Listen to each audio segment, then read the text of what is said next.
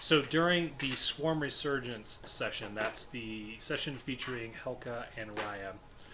They, both of these two members had been part of a kind of a symposium that happens every year on Absalom Station, where all of the dignitaries from the Pact worlds and the Veskarium come together to kind of reaffirm their alliance and kind of discuss their continued protections against the Swarm. For those unfamiliar with the Swarm, it was this sort of hive mind insectoid sort of kind of invading force. They kind of come to a world, consume all of the resources in the Moon Mine, kind of leaving that world a husk of its previous thriving environments. What basically ensued is whenever the Swarm attacked, it attacked both the Veskarium, which is a separate solar system, and the Pact world at the same time. Due to a mutual need for survival, they kind of merged together to form a kind of an alliance built on just this need to survive. Up until this point, they'd kind of been in this Cold War where both of them were equal in terms of power, and they were kind of both at each other's throats. So the symposium was kind of reaffirming that need to stay together. Raya was there mostly just because she travels the worlds, kind of documenting history. So she's a historian by trade and was building networking, kind of trying to save the history of all these different worlds during the gap period. Helka was part of the Protectorate. Basically, they think of kind of like the Jedi in terms of their mission. They are these peacekeeping organization that they only go out in dire needs. They kind of don't take sides in any sort of planet ruling sort of stuff. It's more just keeping the peace in the Pact worlds. He was specifically there on guard, protecting the Pact leaders because they were about to speak on that particular day of the symposium. As they're kind of mingling with all the dignitaries and other high society members that were at the symposium, they noticed a couple insectoids, specifically two Boletias, which are kind of like centipede sort of creatures, and two Formians that seem to be off to the side doing their own thing, kind of being a little bit suspicious. Raya, using her Lashunta natural abilities, had tried to probe the minds, and what she came across was that there didn't seem to be any sort of coherent thoughts. It basically was like this, it was kind of like this distant voice that was directing what was going on these. Their eyes were kind of like, whenever someone gets really old and kind of like, they have like that milky white glaze over their eyes. That's kind of what they were encountering there. Every time they tried to talk and interact with these individuals, there was very short one word answers type of thing. You could tell that they didn't want to interact with anybody else, which is why they had been separated from the rest of the dignitaries, because everybody that had come up to talk to them to kind of mingle had quickly been met with this cold reception and kind of distanced themselves away. Feeling that this was pretty suspicious, both of them had kind of stayed in mingling groups close to them so they could keep eyes on them. This is when a bomb had gone off. There was a huge explosion in the back, and quickly all of the other Protectorate had kind of grabbed the Pact leaders and got them off the stage. It was on the opposite side of the room from where the dignitaries and Pact leaders were. But what Helka and Riot had noticed is that these insectoids had kind of like mingled around the stairs from where the explosion came from, like they were trying to prevent anybody from going back there. At this point, they had engaged, and as soon as they kind of moved up, the insectoids had attacked. After taking out these 4 insectoids, which was a pretty grueling battle, John Smith and Whirl Traxel had come and joined up with the 2 adventurers. John kind of being a little bit condescending, trying to figure out why it had taken so long for them to take out these creatures. But nevertheless, they had made their way into the room to find a bunch of hacking equipment just left out, and they saw the kind of the tail end of 2 creatures, two other insectoids running out the far end of the room. Before pursuing, they kind of analyzed to see what these insectoids had been doing, at which point Raya, using her technomancer abilities, had kind of determined that they had been hacking what the defenses of Absalom Station entailed and had downloaded the information. Realizing the threat that this could pose, they quickly chased after the two insectoids. They had come up to the hangar, at which point Helka had made a daring sprint and lunge to try and get on the ship, but was unable to pull it down. He had actually singed the kind of like ladder that comes up on the ship whenever it closes, or the hatch, because he's an Ifrit by, or his base race is an Ifrit. As this insectoid ship started to take off, the rest of the party jumped into Wuro's ship to quickly follow after. They made quick work of this space combat. Basically, it was easy to ascertain that this ship had been designed as a what's the word I'm looking for? A spy sort of come in, get intel, and then depart. So it wasn't really built for combat. Okay, sure. Yeah. Okay.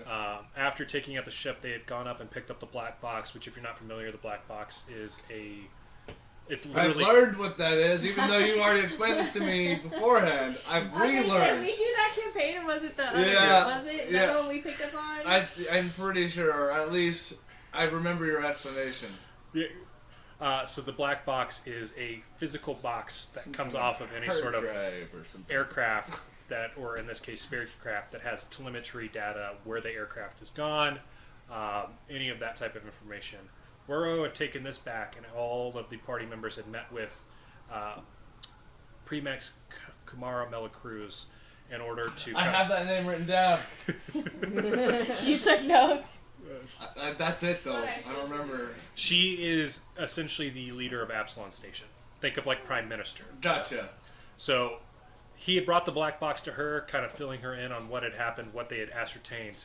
Mm-hmm. The Premax had then kind of told the party that the black box would need a couple weeks, or at least a week, if not more, to kind of get the additional data off of it to figure out what is going on before they could make a proper game plan for going after the swarm, if that is even the proper channels to go with.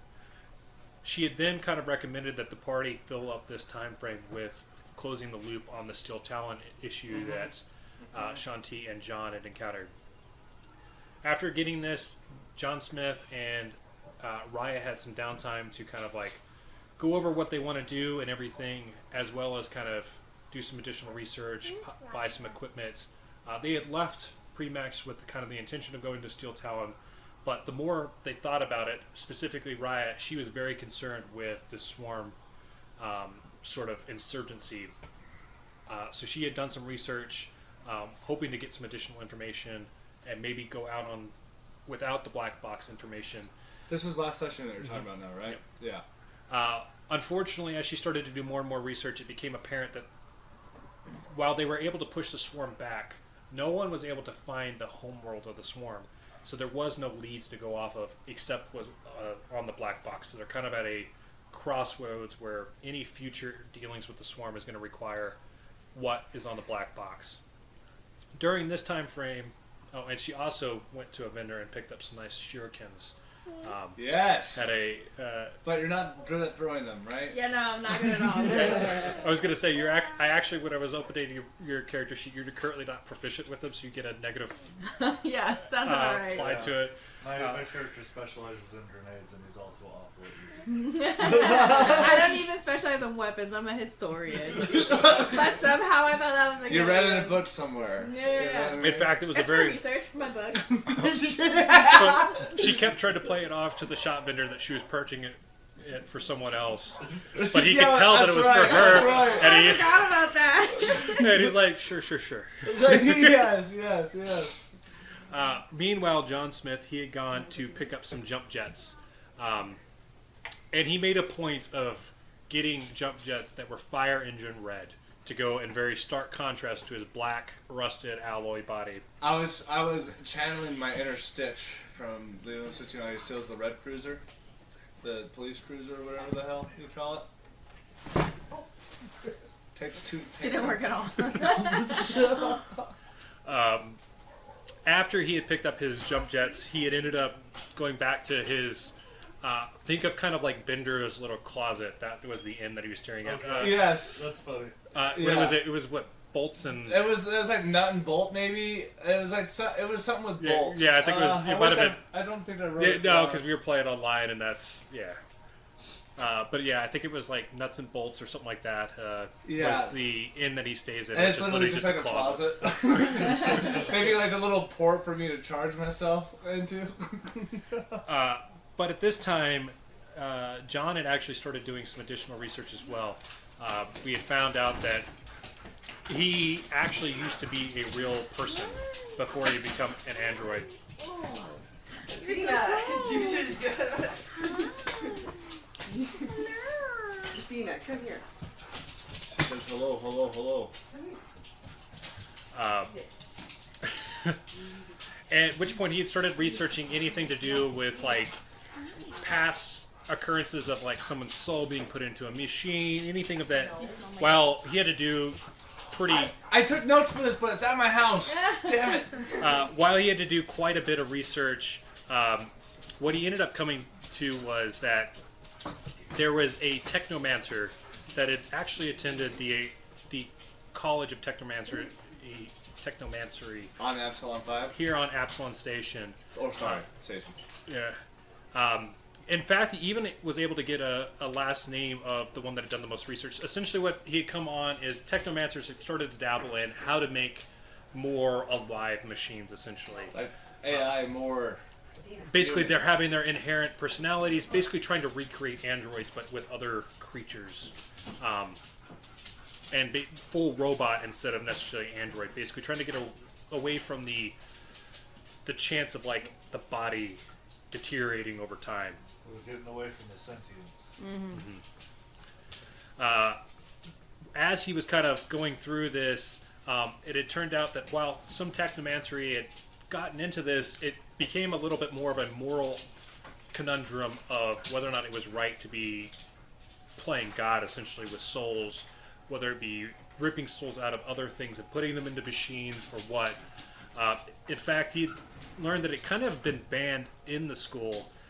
One of the individuals that had done the most research into it was this sort of star student who had kind of like, while technomancery school, I think it was roughly about 10 years to complete, kind of like a doctorates. Right. He had made it all the way to like the final year within the first 3 years of being there. Yeah, he was like a prodigy type dude. Yeah. He had started to dabble in it, and basically he had been warned that if he continued down this path, he may be expelled, and that was the end of any sort of research in it.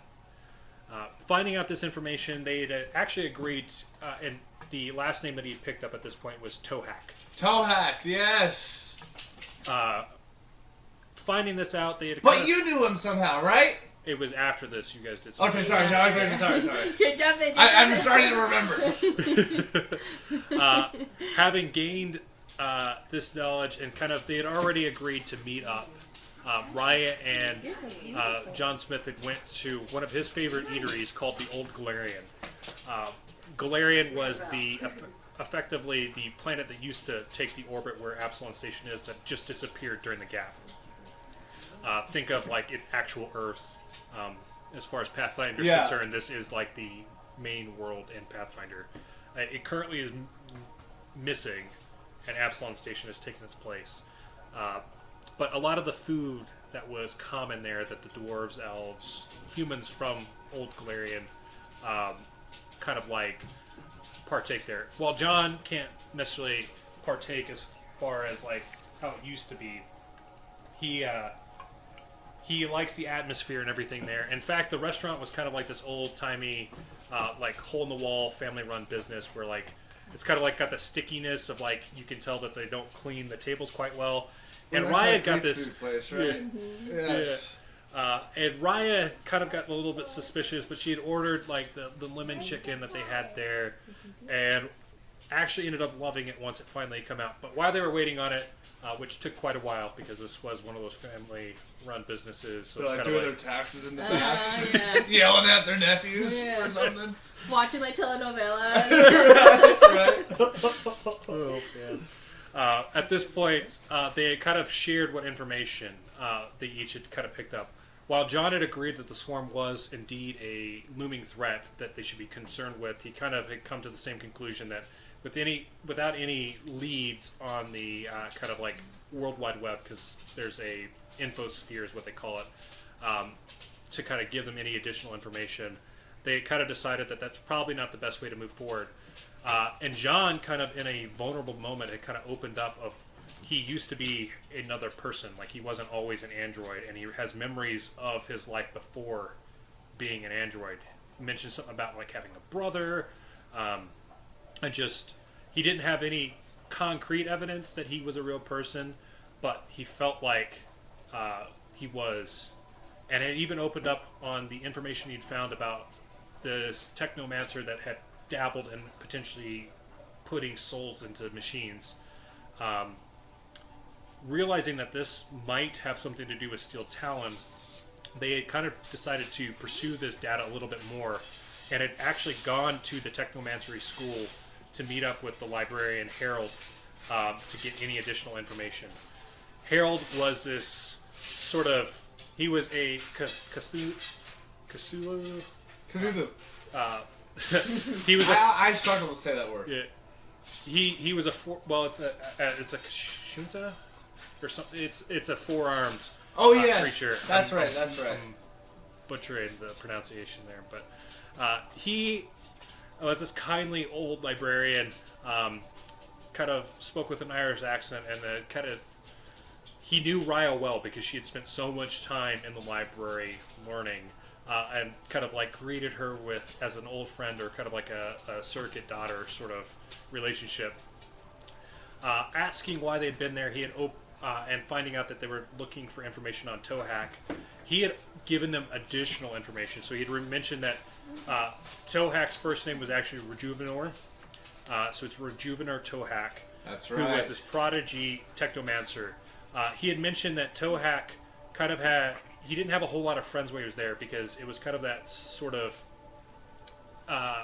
because he was so far advanced, all the students that were his age, he had passed them by because he was operating with... Like that Kylie chick in high school. So he didn't have anybody really from the first years, and no one really appreciated him that were kind of like towards the end of their time at the Technomancery school because he had kind of leapfrogged in front of all these other ones because he was just had this natural gift. While he was kind of working on his... what's it? It's your... Thesis or whatever? Yes, your thesis. He had kind of targeted the whole concept of soul manipulation into machines, and this is kind of where it had been that whole contention of that's not morally right, and that had driven him to kind of like back off and finish.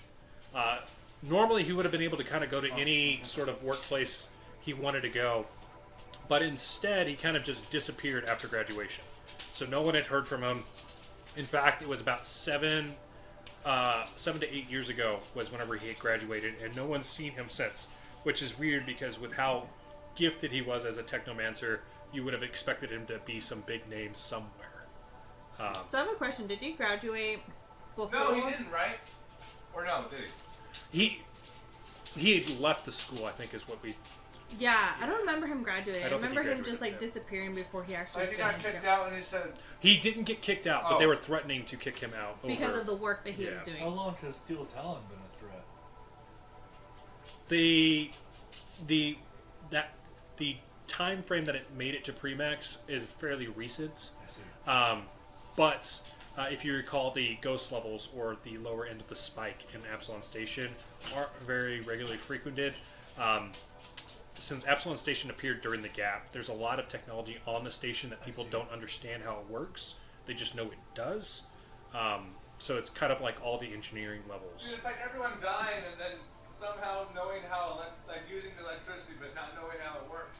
Well, it's a gap of, I think it's 500 years I that see. no one can remember. So even elves and dwarves that live long enough to make it through that time period, they have no memories. Like, they know they were married, but they don't know any details of their marriage during that time frame. It's probably a feeling too. Like they just feel like they were married to someone, I assume, or do they like know no memories? No, it's legit no memories. So all of this coincides with the god Triune, which is the machine god, which is three different machine gods that merged into one. They created gap travel and gave it out freely to the populace, or drift travel, which is what allows them to kind of like plane hop to shorten distances as they're flying in space. And also get discounts on clothes that come out every other month. You bet. Sorry, I was just theorizing. Oh no, yeah. So it kind of seeing the same similarities that you're kind of mentioning here. John and Raya assumed that the best lead, because he left from Absalom Station, but no one's heard of him being anywhere else. And the nature of Steel Talon being a machine that fully acts and appears to be a dragon led them to believe that that was probably the best place to pursue to get any additional information on Juvenor. So they had gone down into the dungeon. As they kind of started their way through the dungeon again, they went through the first layer that both you, Shanti, and John had gone through. They had noticed that there was a bunch of kind of lab technicians that were working in the reactor room, kind of getting it back online. As they got up to the hydroponics lab, they had actually kind of cleaned it up, and it was looking to be used again. If you recall, this hydroponics lab was used to make healing serums back in the day, and based off of your intel, they had sent lab technicians down to kind of reactivate it and get it up to snuff. World Traxel had met you just outside of the hydroponics lab, each giving you communicators so you can call back up to him if anything gets too dire. As you kind of gone down that hallway, the 10-foot jump that you guys had to go through originally that you kind of made easy work with your grappler guns, the elevator had been repaired, so you were able to use the elevator to get back up. So essentially, that level had started to get cleaned up. Once you got to Steel Talon's lair, that was kind of like the last of the lab technicians. And they had mentioned that they hadn't gone any deeper. As you moved into the next room, that's where you got to the kind of the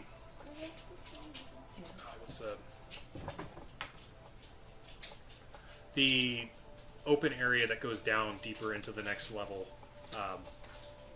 Cavern? I'm trying to think of the word I use. Essentially, it's the shaft. Shaft! Yeah. How could you forget such Yeah. a word? I just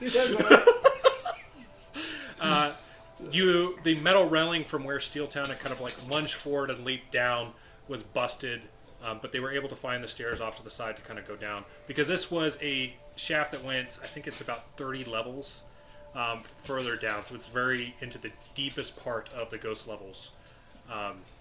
Yeah, because we were pretty far down already, right? Or we weren't as... We were like just past halfway, I think we had maybe? agreed upon it's about like halfway down, and we're getting close to like the tip of Absalom Station. If you remember, it's kind of like this spiral. There's a circular part, and then it's basically just a spike. Gotcha. Talking like a shell almost, you know what I'm saying? Like some sort of like cones off shape, or no? I had the wrong idea. Kind of think of like a splinter. Oh, okay. Yeah, so so there's a circular outside that's got like where the ships dock, and then there's kind of walkways that connect it to the center shaft of Absalom Station. And that's what I gotcha. Oh, gotcha. Okay, sorry. As you got down to the bottom of the shaft, you had noticed this big, huge crater from where Steel Town had landed.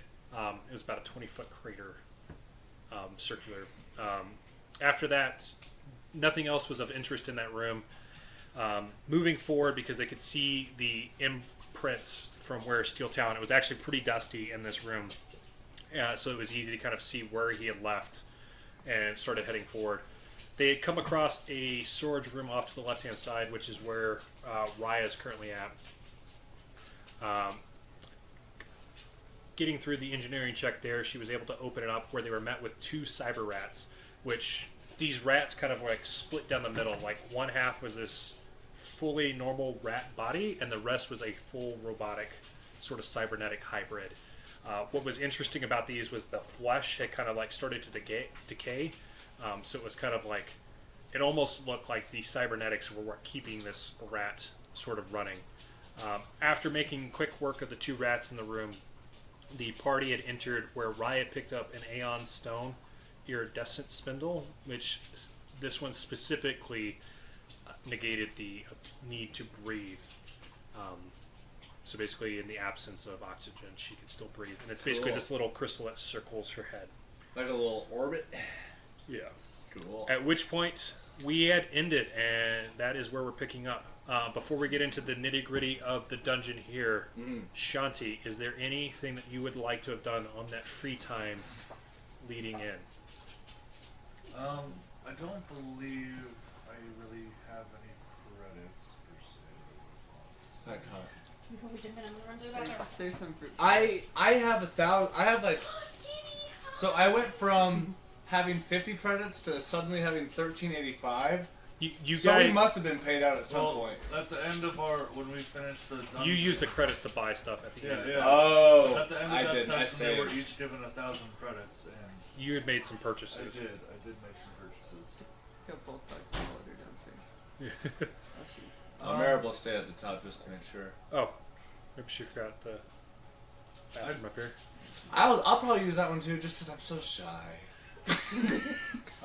Where would I be at during that downtime? Absalom Station, right? Absalom Station, they'd kind of been in the Metro District. Yeah. Like, The way we had briefed it is you and John had been paid to be holed up by the Premex because you were actively recruiting to go on this mission to hunt Steel Talon and finish out that loop.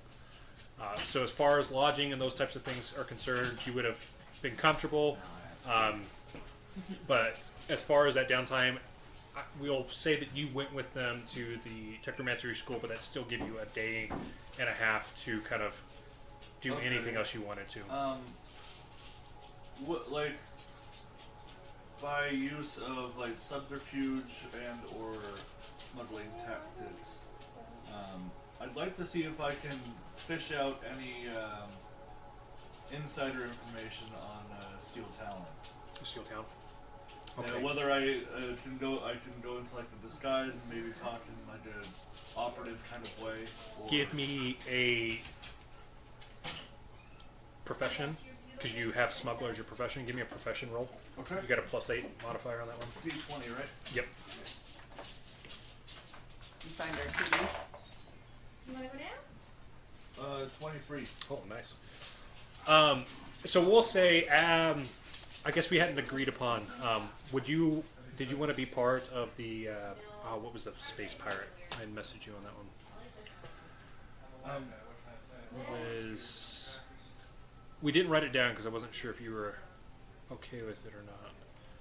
It was the Free Captain. So it's basically an organization of pirates where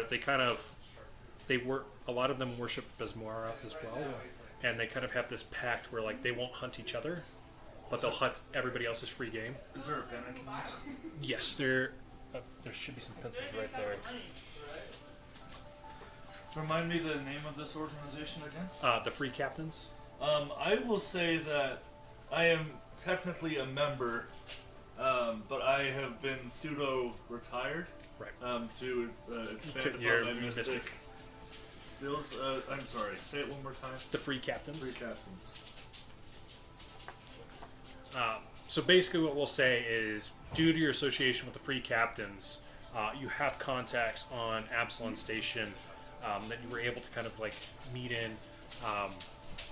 We'll say it's kind of like a little bit off the beaten path of like the main metro area of Absalom Station. A little bit more of the shadier district, kind of where you would expect like the black market type to be. Okay. Basically, they kind of, it's like an echo chamber a little bit of like the information that you and John have been able to pick up so far on Steel Town. Essentially, it's a lot of the like space goblins and other like vermin type races have been living down in the ghost levels, and some of them have been picked off by Steel Talon as its range, kind of like its territory is expanded. So the area that you and John had been in was the most recent area that Steel Talon had made it up to, and the reason why it's well known that it was Steel Talon, in fact, is because those space goblins that you had interacted with while you guys had cleared it out, they had just been in the wrong place at the wrong time. Wrong place at the wrong time, but they had also kind of accepted that Steel Talon was the the big entity on the block, and were kind of subservient to Steel Talon, and because they're kind of working in the black market underside of Absalom Station, they kind of spread news of it. Sure, you can't be enjoying them type thing. Exactly. As far as any additional information further down, kind of coincidentally, as you guys had started to piece together, the earliest rumblings of Steel Town was about 3 or 4 years ago, but in the deepest levels of... So he's just recently gotten confidence to poke his head up. You know how it is it's like that animal that sort of like slowly expands its territory, making sure that it's safe to keep going further and further, and it's just recently got up to about 50% of the spike. Okay. Which is pretty, like, if you think about it, that's like 50%. We're talking like a whole half. If possible, I guess my intention of looking for the information and the result of what happened, I think that, would it be possible to set up like a couple of moles, so to speak, for information? What's funny is I'm trying to remember, John did something similar, didn't you? What? You had tried to reach out and like get information on something. Was it the swarm? I think I did my telepathic stuff. You had and done there that, was but I think nothing. John had tried to reach out to someone in like the black market to like start getting information on additional swarm Oh, attacks. I did. There was something Was it swarm or was it stuff related to I don't Rejuvenor? remember Were the you trying I to? think it was related to Tohack. Yeah, I think you were trying to find Tohack. Yeah, we were You trying didn't to roll find great, Tohack. but you had John had. But you That- paid that was- someone. That was a thing. Yeah. That So was if a thing. you would like- and because- you rolled low, and then you were Yeah. like, here, just Yeah, take you my just money. you just assumed that it was going to happen. Yeah. That's Right. Yeah, I Yeah. remember now. So if you would like to assist in that, we could maybe speed up the timeline of this potentially happening. So give me another profession Yeah, for as a sure. smuggler. Doing some smuggling, I see. I am a smuggler by trade. That one is a 22. Okay. So you were trying to set up. So first I was looking for information on Steel Talon, but the information I got back, I just decided to set a couple of moles and to also assist John in what he was Perfect. trying So to we'll say, Shanti, you kind of as John was walking away after giving his credits away, you kind of like flash your free captain's sort of emblem at him. At which point, well, the robot was a lot easier to talk to. What is it you want? Funny. And you can see, based off of his personality, that he's kind of the confidence that he had while he was dealing with John is kind of evaporated instantly just seeing the emblem. Well, I'm not trying to intimidate anybody. I just would like to see that this job be done at a steadily pace as well as taken quite seriously. What did you say your name was? My name is T. Oh, okay. Mister? Yes, you can consider it done. Was there anything else you needed beside additional information on Rejuvenor? Just keep your eyes and ears open, friend. Consider it done. I think that's pretty much all I'd want to do. I spent all my credits already, so I'd be willing to jump back into the action, so to speak. Perfect. Go ahead and place where you want to be on there with your little Lashunta. This is a question that I was supposed to answer earlier this week. I didn't get to. I didn't want to make a big deal about it. Oh, I think you messaged me this. Oh, well, hey, the current state of mind didn't think I did. Perfect. You're a Lashunta as well? Yes. Cool. Wait, so you're like the... So there's two different kinds of Lashunta. Which one are you? I think you guys are both because they're both like the intellectual side. Okay. And remind, that's the insecty one? Well, we have Yeah, like antennas, mantis. The but mantis, yes. Our whole race is based on like super high intelligence. Oh, so, okay. All right, Gotcha. Artemis. Artemis! What did you want Sparks to do during your downtime?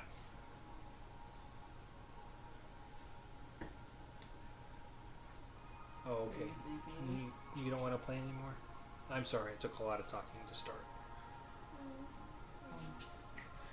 Mommy doesn't know yet. Wait, are you playing too? I was gonna play her character, just kind of trying to get. Oh, yes! Yes! I'm excited. Yes! Wow.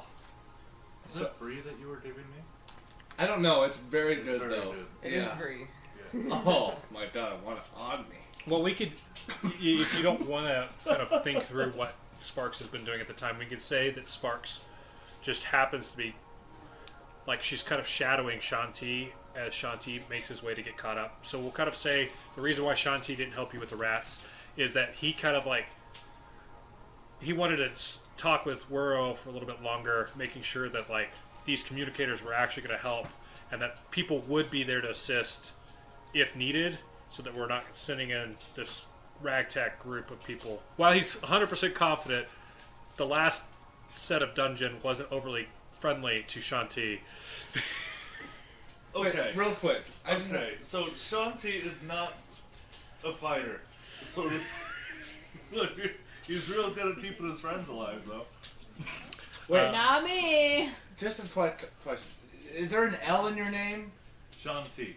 Wait, what's Wuro coming from? Wuro is the Vesk that's like a advisor to Premix Kumara. Oh, So that's right. It's an that's NPC right. that you guys have interacted with. That's since, yes. yeah. And then that's why it sounds familiar. Okay, okay. I have a quick question. Do you guys want to Yeah, I was gonna. We were kind of setting up the scene, but other than that, so yeah, please. as T is making his way down, there is a little Yoski following him. She's kind of like trying to hide in the shadows, but other than that, you now have a Yoski with you as well. We'll set the scene to kind of introduct, because we'll have you guys kind of Introductions? describe your characters and Sure. everything. But other than that, yeah, we can go. John, don't look too quick, but there's been something following me for quite some time. What? I just Don't kinda look look back. backwards. I just turned my head completely backwards like an owl. Okay. All right, so we have now, like I said, we've cleared out the two rats that were here in the storage room.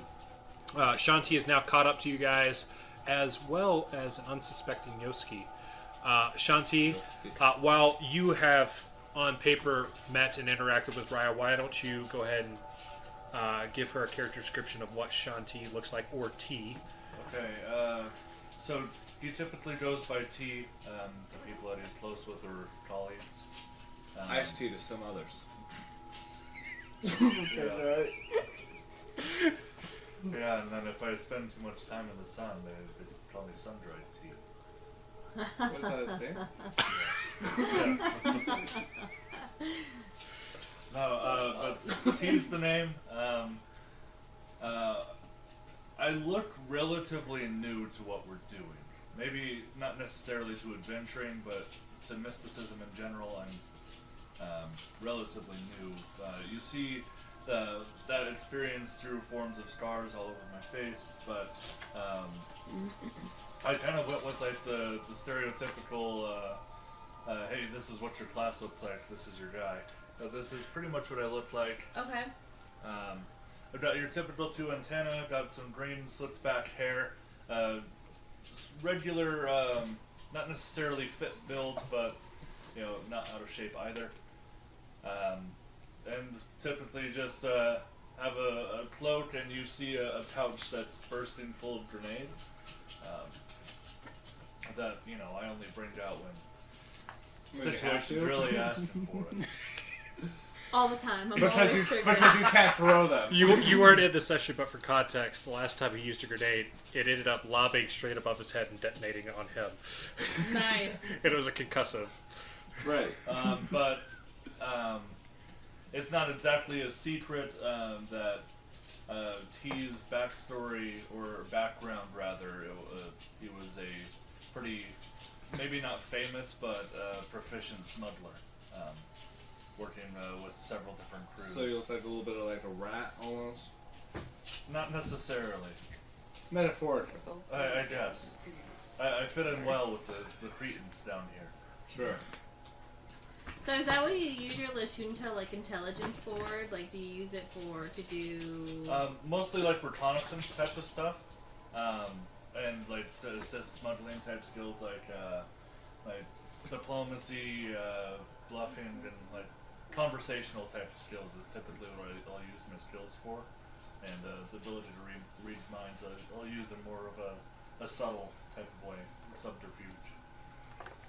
So for personal gain, pretty much. More so. Just, Are you smuggling like illegally? well, I mean, He's kind of Isn't retired. smuggling now. always illegal? well, it's Well, not I'm is trying that to a gauge like definition? personality. Well, it So depends on whether or not you're a Han Solo or not. He's basically retired from the like smuggling entirely. It's just he's hung on to a few of the skills that he gained from that. Okay. So Okay. it's more for like gathering information, but as of now, he's mostly leaning heavily on his Adventure and shit. mystic type powers, Oh, which okay. is you'll find T healing a lot of injuries mostly. Okay. Oh, sorry. Quick meta. I noticed whenever you guys were updating your electronic sheets, when we take damage, go from stamina first. Once you hit 0 on stamina, then you go hit points. Okay. Oh. Because remember, stamina is like your quick to recover hit points. Actual hit points are like very grievous sort of wounds. That's like it's going to take you several days to So recover your stamina from. is like temp HP in its way. Sort of. When you complete a short rest or a long rest, all your stamina points are regen. Hit points are going to take a little bit of time. Or I think long rest you regen all stamina points and 1 hit point per level. So for you guys, 8 hours rest is giving you 2 hit points regen. Okay. Stamina points, you can use resolve points during a short rest to regen some of those. But we can get into the weeds of that once we get in. I just wanted to make sure you knew to pull from stamina points first and then hit points. Okay. But I already know what John kind of looks like. So what are you about, Sarah? I wasn't sure if we should do it. Well, we'll do Riot, and then we'll go over to Sparks. Okay, I okay, think okay. Anastasia is kind of getting caught up on some details here, and mostly Artemis is the one that created Sparks, so I will probably do the description for Sparks. Artemis, Okay. you want to describe Sparks? No. Do you want to tell us what Sparks looks like? Your little rat? No. Oh, that's alright. She's sleeping. So I am pretty basic Lashunta. Right? Is that a right word? So that's I a really, technomancer Lashunta design. yeah, which I really like the design already. So I do use like the little handheld gadget to hold Hologram one sort spell. of thing. Okay. Yeah, so that's where I hold at least one of my spells. But I would say I'm very, very like my whole goal is to like save culture. Like I understand that we lost so much in the gap, and I want to make sure that we're like recovering that history and that culture and like protect the history of the planet. I'm very, very like gung-ho about education, which makes me extremely nerdy and like Okay. so clumsy, not good with weapons. But I try and like just always like I'm more righteous. I want to say righteous. Okay. Then that's why I asked about like are you into illegal stuff, because I don't feel like Raya would. I feel like she would totally be like, oh my gosh, should we be doing that? Like I am definitely more on the like goody like We'll get there when the time comes. yeah. We'll burn that bridge when we get Yeah, there. yeah. So that's me, but I actually really like the artwork that they had already like Yeah. put together. Yeah, me too. Yeah. So I didn't want to steer away from that. That's cool that we're both Lashunta, but we're taking it in two different Two directions. totally different paths. It's so The two funny. originating spellcaster classes, you guys. Complete opposites. All right. So for Sparks, as you guys kind of like, as John whipped his head around, Not wanting to turn his whole body to make it obvious. Just the head. Just the head. John, what you would see is there's this little Yoski, so about 3 foot tall. While Pokemon doesn't exist in Galarian, it's a very Pikachu yellow fur on this Yoski. Okay. She's also kind of gotten this kind of like sort of garb that kind of insinuates that she's hunting, tracking down people. For context, she's a bounty hunter by trade. Okay. But you could also tell that this Yoski is a very young individual. I think she's only 3 or 4 years old, which for Yoskis that's kind of, or 6 years, which for Yoskis that is adulthood. Well, they die when they're 18 or something? I think it's only like 15, 20 years maybe. Max. Okay. Midlife crisis. At the tender age of 6. But you could tell the kind of like way that she's moving around that she's kind of rambunctious, full of energy. Maybe Tucker's out a little bit quicker than most, but she's kind of been shifting around in the shadows, kind of following T up until this point. And T's trying his absolute best to ignore, and like not sure if like this thing is following him or just going the same direction.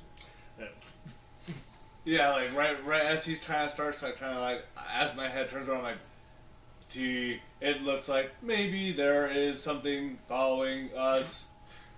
oh great, I didn't know. Very yellow, very yellow. I just looked over to you. I just slowly start to like keep my torso straight but turn my head. Then I can't go all the way around, so I turn my body. And so I am to assume that you're following us or coming to assist. Coming to assist. Whatever is happening. Whatever you find. Well, I guess that's fine. My name is T. I'm Sparks. Wow. My name is John. And I begin to rotate my head back frontwards. Am I also in this? Yeah, you're like just stick your head out of the closet. Feel free at this point to kind of move your guys' characters Sure, on the sure, map sure. as you see fit. I feel like I would be more worried as to why this thing is following us and why it just like stood there. So I'm probably the whole time like looking around at you guys like, what is wrong? Why are we so nice to this thing? Don't worry, it's been following me for about 3 hours now. And you're not concerned. And they're not concerned. I'm gonna go ahead and be weird and use. Yeah, do it. Yes, be weird. Check thoughts. Is that the one that I can only use once a day? Where's it listed? Is it 0 level or? It's if first. if you're using the Lashunta magic, it's once per day for that. For my detect thought? Yeah. Dang, There's also never a mind. spell for that. I don't know if you have it. I don't think I do. Okay, disregard.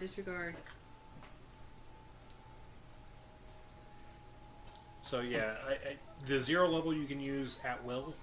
The Lashunta magic, that one specifically, once per day. Any other first level, you have a certain amount. I think you have 3 spell slots. So you'll get to use 3 of them. You could use the same one 3 times, or any of them once. Okay.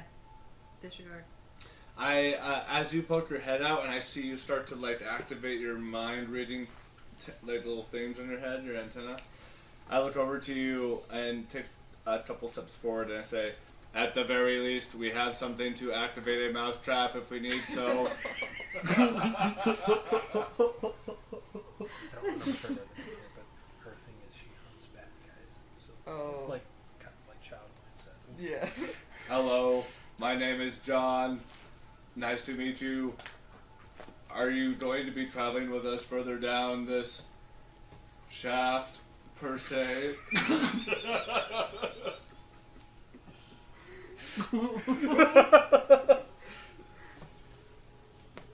I'm Sparks, and yes, I will follow you. I'm here to hunt the bad guys. Whoever Wow. they may be. We happen to be looking for the bad guys. please. And I just have a motion forward. Maybe you should follow the lead. All right. So if I recall, where you can currently see, based for John specifically, because he had dark vision, so this whole area currently is dim light. You can see at the end of the hallway. There's nothing overly suspicious at this point. It's basically just an abandoned hallway. So if you guys would like to move forward in, which direction would you like to go? We're talking about like hospital, like hallway, like lights flickering, not really all on. At the same It's time. almost like, like the slider lights. It's like set to dim, and that's just, it's kind of like the energy saver mode. Is kind of what it's set at. Gotcha. Okay. So it's not flickering, but it's also like anybody that doesn't have low light or dark vision, it's kind of hard to see. Hard to see. Okay. Do you have dark vision? I want to say I do. Yeah, I want to say Yoski. That's an inherent one. 60 feet. Yeah. Yep. I I don't think the Lashuntas do. I don't actually. But you have I low think I light do. and I have dark low vision. light and dark vision. Or at least dark vision. Okay. I look over to Sparky and I say, unfortunately, my model does not come with dark vision. Please take the lead and maybe see dangers that are coming towards us. And then you can just tell them to move your piece if that's what you want. Yeah, you want to go down the hallway? You want to lead it? Yeah, sure. Fantastic. Left or right? So, Yeah, so... Oh, shoot. You know what? I just want to do that. sorry. My time at seas tells me, and it's proven right many a times, that right is always right. If you would like a little bit of context beforehand, down this end, you can see that this door is labeled because of your dark vision. It is a kind of like a normal kind of like metal door that you can see there's a console next to it. Without going up to it, you would assume it would be easy enough to hit it to open. It says mechanical processing. Meanwhile, down here, you can see just barely that there is sort of like in a meat factory or something like that, like the doors that can swing open easily to like process it so you can push a cart through. Okay. You can see those sort of doors down that way. So you can feel free to pass any information to... This is a It says mechanical processing on it. mechanical processing. Okay. Should we go right or left? Right? I don't know. Technically, I can't see down this hallway. Well, I don't think we need anything mechanical for... I mean, I am a robot. Maybe I can... I don't know. Touche. Okay. I mean... you T make the said call. right is right. I guess yes. Right is right. Let's go right. Okay. Okay. All right, feel free to move where you will. I'm gonna go behind because I have trust issues. Oh. Okay, well, I'll sort of walk next to Sparky then. Okay, like I said, you can see the door is clearly labeled. There is a console off to the side there to open up the door. Would you guys like to open up the door? Can I R2D2 that shit? If you'd like, there is a port, but once again, there is a button that is easily Just pressed. press that? Okay, yeah, let's press button. Push the button. Are you sure? Push the button. I didn't hear the button around the first time. You just gotta push the button. No matter what it says, just push the button. I say he attempts to R2D2 and then once. Yeah, What's yeah. funny like, is John. that's exactly how this went down the last time. I made a point of saying there was an easy button, and he R2D2'd it, and kind of like got shocked. It eventually opened, but you could tell it wasn't like the main way to open it, so Yeah. like stuttered. Yeah. Oh my god. Yeah. Yeah, I'll just like my fingertip opens, Inspector Gadget style, Perfect. and just start to like, do this before someone else opens. I it. run up and press the button. Yeah, I was about to say. Yeah. Press the button. All right. As you guys kind of open up the door and start to kind of see in here, this is actually the first room that is clearly lit. So all the lights are on here. No worries of low light or dark vision needed in here. you're going to see a series of conveyor belts. Let me get my map and I'll kind of draw on here so that you guys are seeing the same things.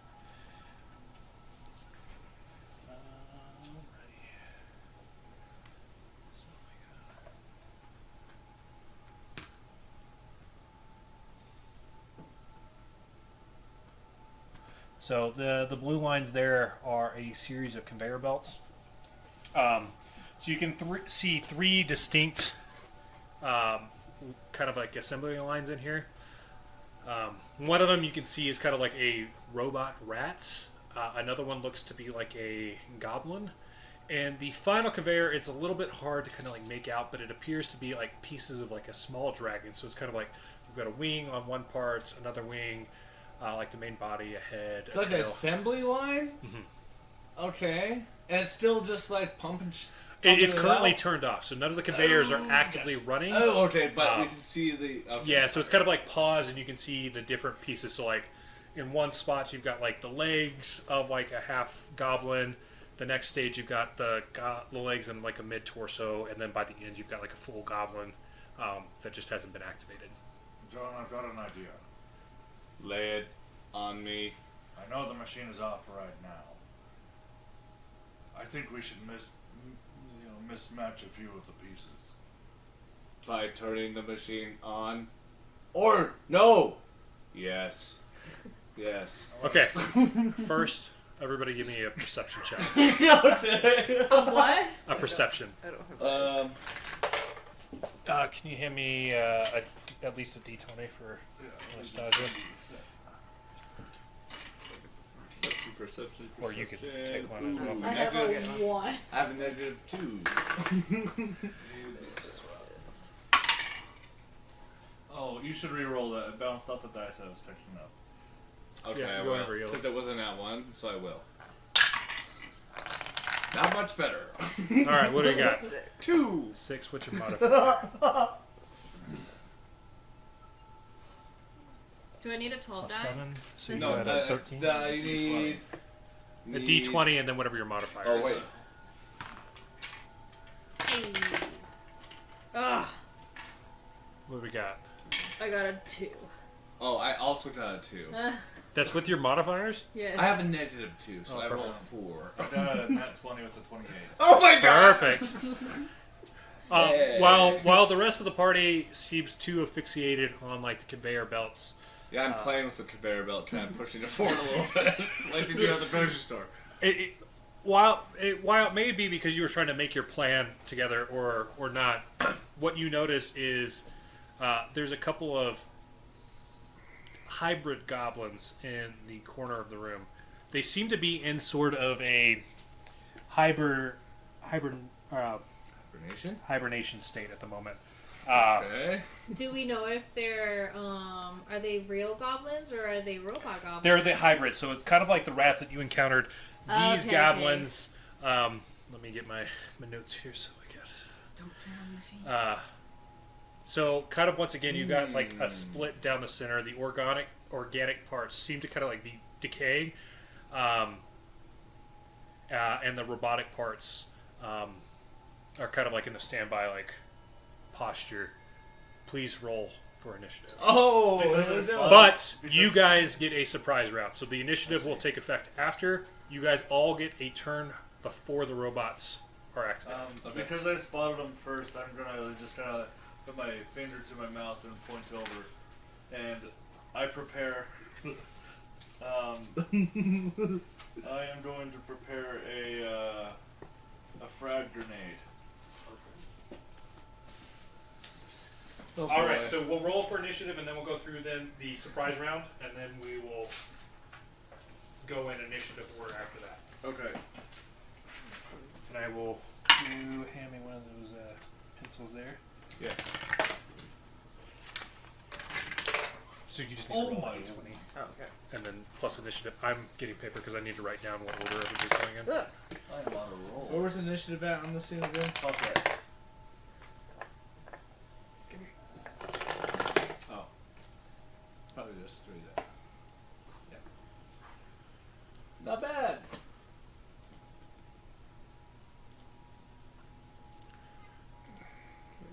Sorry, yeah, you guys can go ahead and call it out as 19 for me. Okay. Is that 19 plus your? Yes, 19. 19. 25 was a nat 20.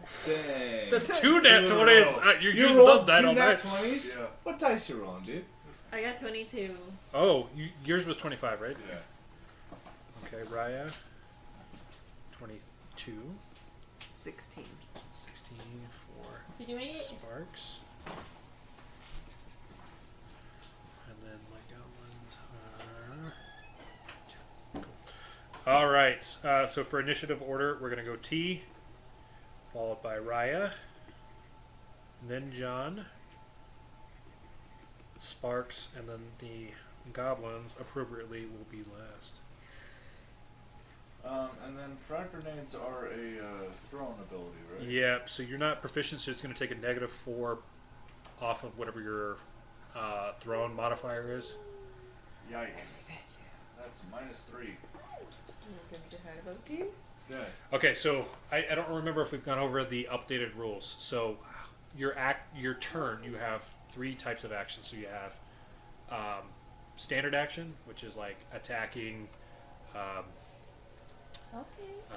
casting spells, those types of things. Okay. You have a move action, which can be moved, that's reloading, those types of things, and then a swift action, which is like your what's my word? Like doing something relatively quick. Yeah, there's certain things once we get to higher levels that will tell you like different. Yeah, I don't ones. think I have anything that specifically states for a swift action. I don't think so at the moment. I was looking up to see if there was anything that's like inherent. Just give me a second. I feel bad. There's only like 2 that are basic without.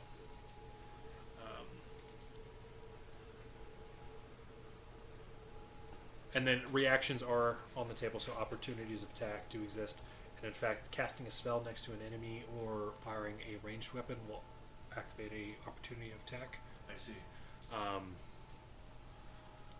Okay, well, yeah.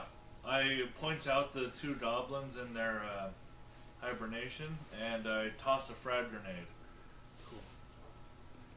Which one are you targeting? It has a radius of 5 feet, 10 feet?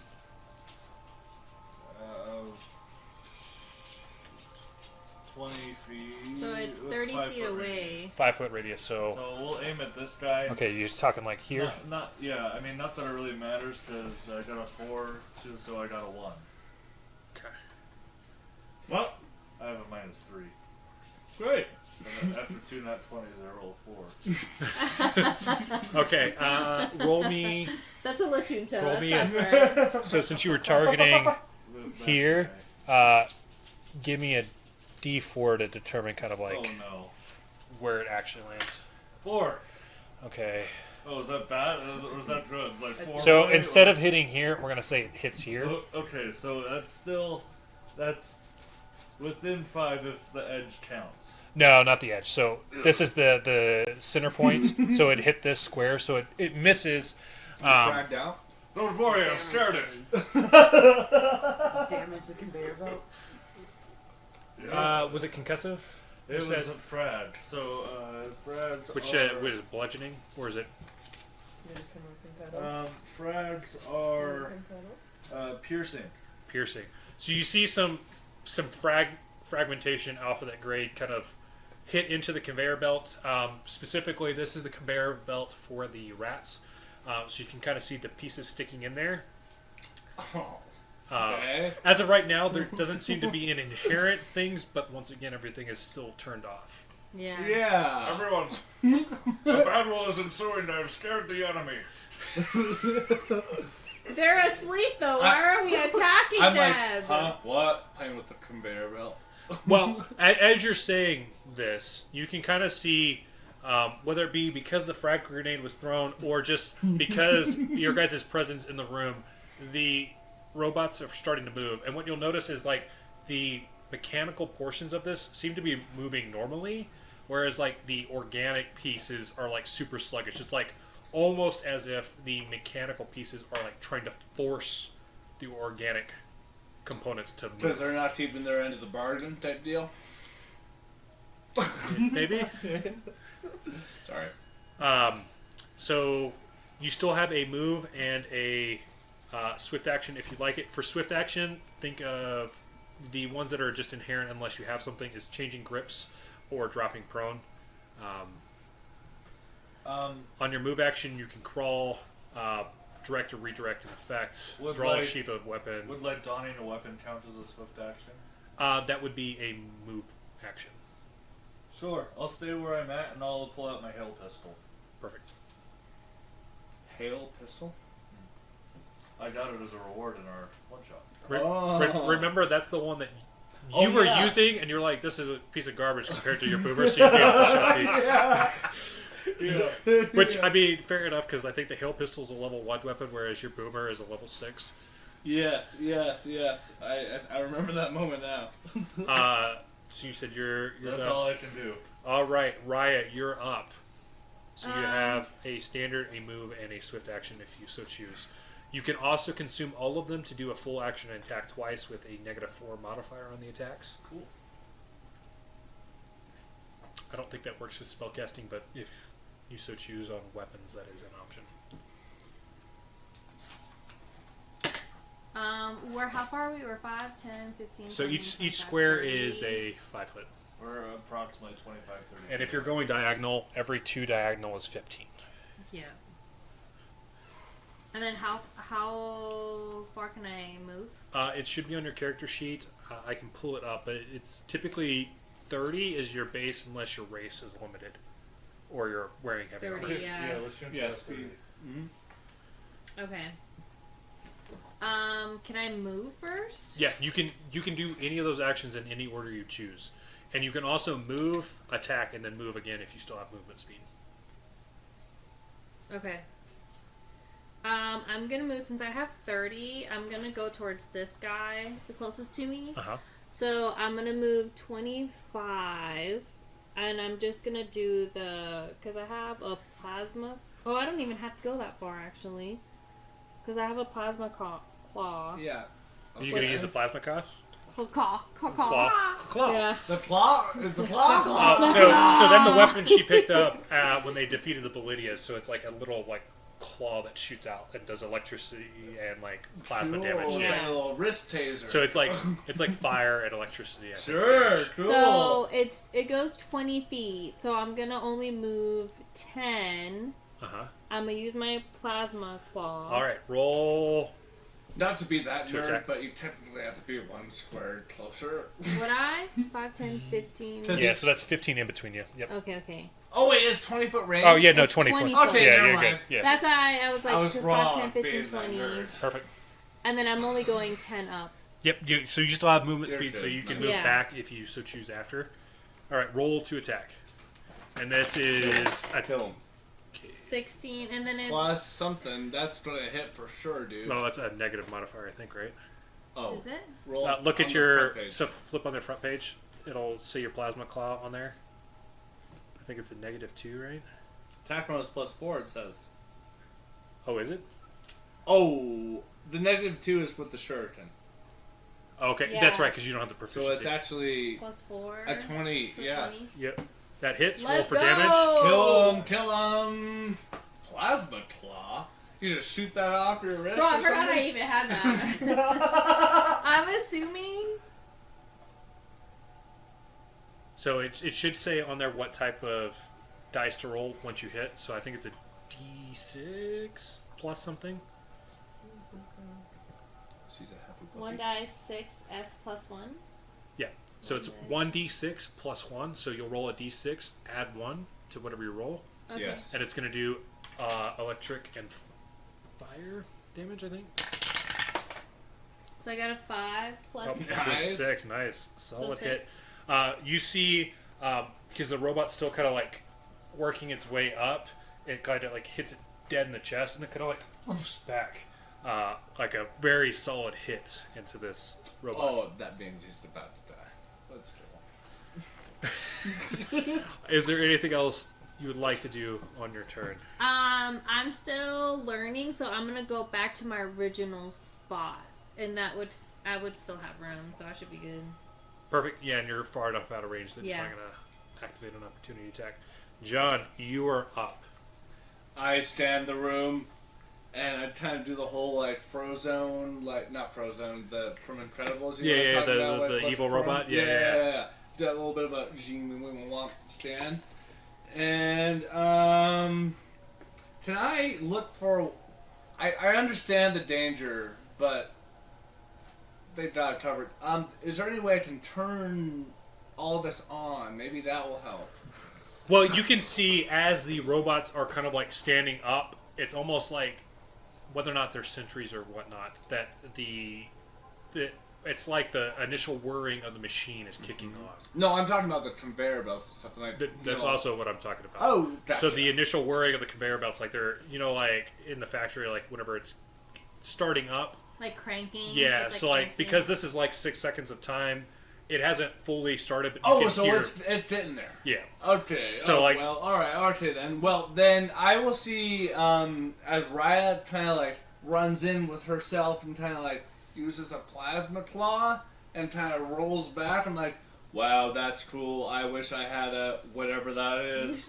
And I'll pull out my boomer rifle and I'll take the shot. Which one are you targeting? And And are you moving first? yeah, I'll step up onto the conveyor belt. Okay. That seems dramatic. You are obsessed with conveyor belt. Yeah. What can I say? What's your- He is an Robot. android. Which Yeah. makes sense. Yeah, so I'll like kind of get up. I see the enemy, and I'll kind of fire off a shot. Which one were you targeting? The same one that, well, You have range for both from there. I think, yeah, right? I'll shoot for the same one that Raya was going after. That's a 15 to hit. That hits. Roll for damage. Yes. Okay, so that's 2d6.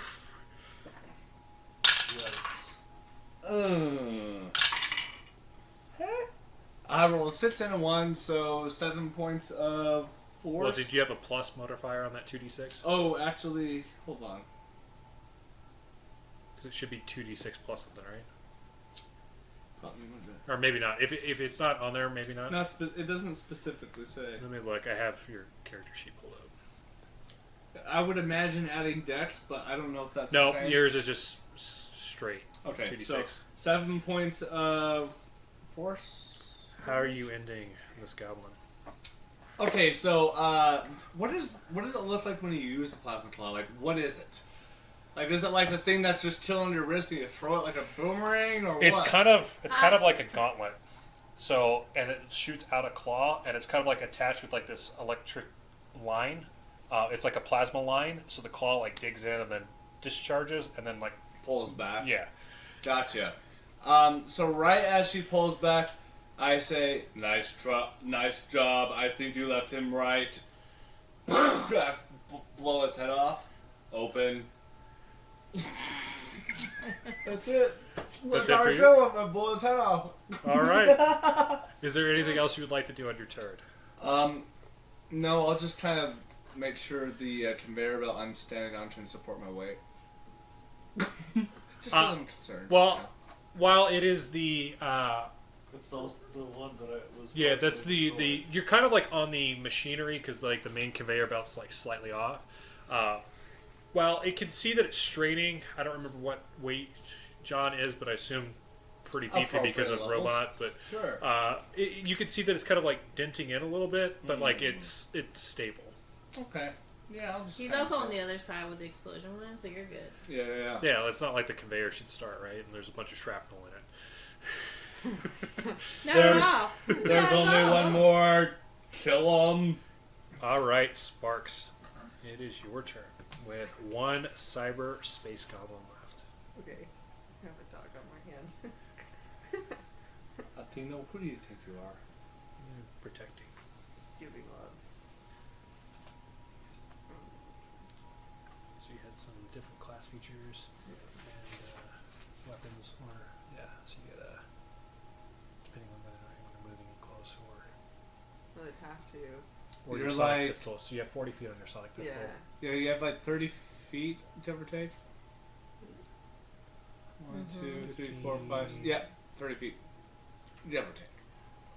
It would be The bend. disadvantage from where you're currently at because the conveyor is between you and the goblin. So unless you got up onto the conveyor, you wouldn't have like the actual vantage point to shoot per se. But you have enough movement speed to kind of move in front of T for a Yeah. clean shot if you'd like. Let's do that. Okay. Where do you want to move? Move in front of P. And then draw my sonic pistol and shoot. Okay. Is it like the size of a mouse? Like big mouse size. Yes. So while we haven't touched on it before, so most of the weapons are able to be augmented to fit your shape. So like if you're Gotcha. a large creature, you can augment it so that it fits. So in this case, the pistol, while you can clearly see that it is a sonic pistol, it is slightly smaller than what you would normally expect. So you'd roll a d20 to hit first, Okay. and then if you hit, we'll roll for damage after. Okay. It is a 16. Oh, that hits for sure, dude. Kill him. 4 plus 2, so it would be an 18, which definitely hits. Roll for damage, which will be the 1d8 sonic. As I roll it on the floor.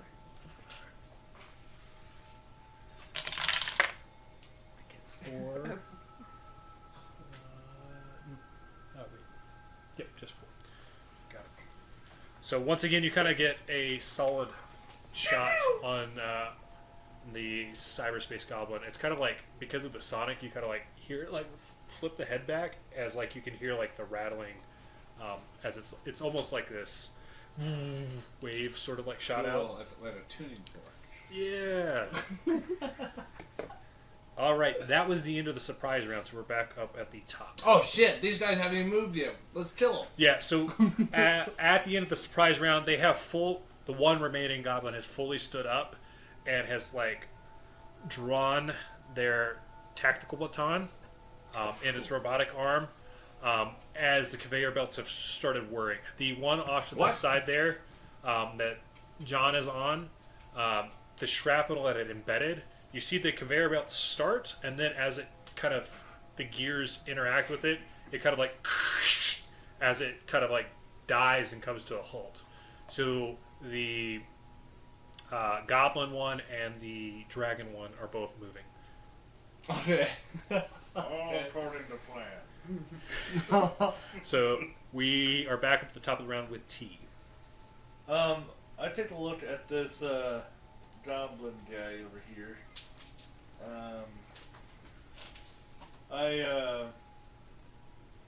I put my grenade back in my pocket, and I'm going to cast Mind Thrust on this guy. I'll have to move forward a little bit. I'm going to thrust my mind into his mind. What? Does he even have a mind? Well, I mean, maybe not a conscious one. What is mind thrust targeting specifically? Homeboy here? Right, sorry. What does it say there? It targets one creature. Specifically their mind, yes. So unfortunately, as you shoot out your mind thrust, you're met with a void. Yeah, okay. So He already deleted all his internet history. Think about it this way: is Firewall.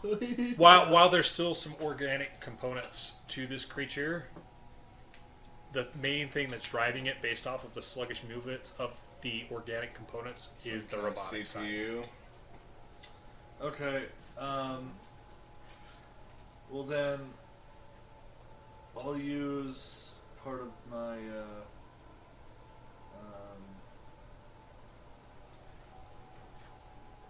one of my actions here. I'm just going to pull my grappler out. Your grappler? Yeah. Okay. To grab onto. I can't grapple onto anything yet, but you wait. No, but you see, you see T, like his antenna begins to glow like a purple pearlescent color, and I attempt to enter his non-existent mind. He's just left a little upset and pulls out his grappling hook. Got him. So he used his move action to. Oh, I Swap see, weapons. I see. All right, Raya, you're up. Okay. kind of far. So in my head, I'm already thinking that. You're a little over 30 feet away. Yeah. So what I'll say knew for that. meta-wise, any ranged attack across the conveyor belts, unless you're on top of it, would be a disadvantage. Oh, because of the conveyor belt. Yeah, because But you're basically here- like trying to shoot through machinery. Yeah. But here's my thing, though. I'm already thinking that they're building an army because these are like half robot things and there's robot pieces on the conveyor belt.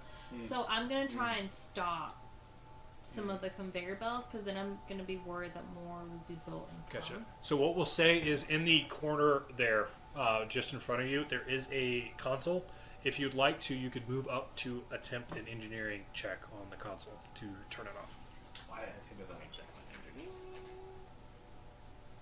I didn't even have a Oh, plus actually, five. I'm really good on it. Okay, I'm Yeah, going to do same. that. Yeah, you're a technomancer. You should be pretty Yeah. good at it. So I'm going to move up to the console. Is that a D20? Yeah, D20 plus whatever your engineering modifier is. Oh, shoot. Okay. Does that count? That hit your Yeah, dice so yeah. hard. Yeah, did you touch it while it was coming out? Yeah, you should Re-roll totally it. re-roll that. Okay. You should totally re-roll that. Stone! Not even better. A nat 1? Worse. So I have an 8. An 8, but it was a nat 1, yes? What? Was Did it you a roll a one? 1? I roll a 1, yep. Yeah, And so then I have a 7. yeah, One so is so here always very bad. while it's great that you have a great plus 7, the nat 1 typically means an auto fail Says, unless it's sorry. like 100% guaranteed. But since you're under the heat of combat, it's kind of like one of those. You got up to the console, and while you've done this over and over again in I'm your head, freaking out! you're freaking out because you don't like combat. You like books. So you kind of like just start clicking buttons Yeah. instead of like what you know to do. Yeah. So instead, you accidentally activate the speed increase on No! So the conveyor belts are now moving faster than they were before. No, I'm really freaking out! Is there anything else that you'd like to do on your turn? So Cry! Cry. All right, Spark. All right, John. You now see the conveyor belts moving faster, Yeah, so I kinda and like Raya cruise them over out the a little corner bit. crying. Raya, this is no time for, what do you call it? Tears. I see what she's trying to do. I'm like, did you open the task manager? And I'll try to like jump across the conveyor belts to sort of like get to the console. Give me a athletics check to make it across Oh, these boy. highly moving. Because you're a hefty thing. Actually, I have a plus He's 5. he's a soldier, so you should have a No, pretty good that's chance true, of. that's true. 11? Well, what's your modifier? 11? Oh, okay, 11. Okay. We'll say while it's not the most graceful, it's kind of like you land on the first conveyor belt, and while Fall a little bit. you had the programming of Frogger in your head, you weren't overly great at it. So like it shifts, and then you Never. like jump, and then you Never like was. shift, and then Because jump. they are going pretty fast.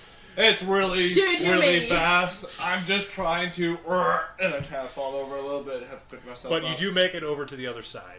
Okay, I want to R2D2 this shit. By all means, give me an engineering check. Okay. That's a plus 5. Can he do it? Please. 20.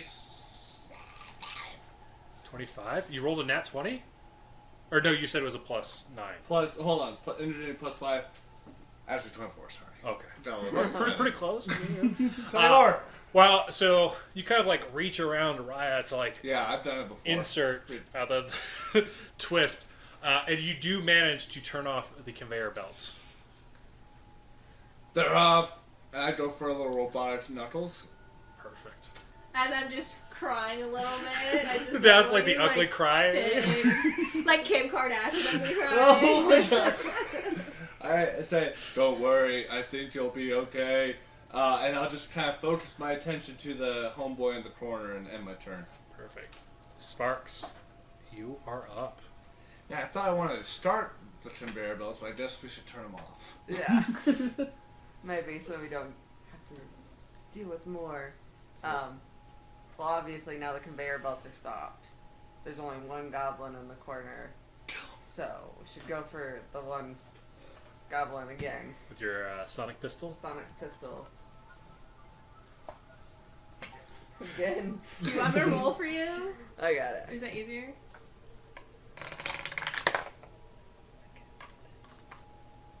13 plus what it was like a 4, I think. That'll hit. Roll for damage. Give me a D8.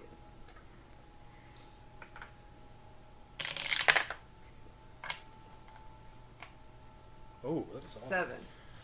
7. Okay. Your second attack here hits a little bit more solid. It's almost like you kind of like dead center on it, and it kind of rocks back again, and like you kind of see like a stuttering of it as it's like resetting itself, but you can kind of see that it's like barely moving at this point. At this point, the cyber goblin is up. Finally, right? Yeah, for the first time in forever. What it's going to do is it's going to move into melee range of T, since he is the closest person to him. He's going to make an attack with his tactical baton on you. Does a 18 hit. Tactical baton. It hits. Some kind of police brutality expected there. You're going to take 3 bludgeoning damage. And I take that from stamina. Yep. That ain't nothing, dude. After that, the cyber goblin's turn will end, and Shanti, you are up. Okay.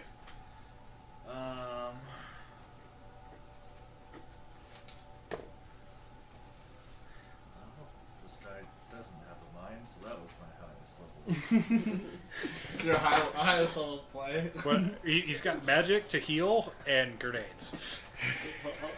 I mean, you pulled out your hell pistol, but I Yeah. guess he's in melee range now. So. I'm gonna have to just take the shot at close range. I don't have another option. Gotcha. Because I have got Spark behind me, and I've got conveyor belts on the other side, so I'm kind of walled in. So I'll just take a shot, and that's a disadvantage. It's not a disadvantage. It will provoke a opportunity attack. Oh, I'll take it. Okay, so how we're going to play this out is we'll let yours go through, and then attack of opportunity after. Okay. I have a question. Remember how we stayed behind those 2 weeks to recover? You should be full Oh, health. my stamina, right? Your stamina is low from the encounter with the rats in the room prior.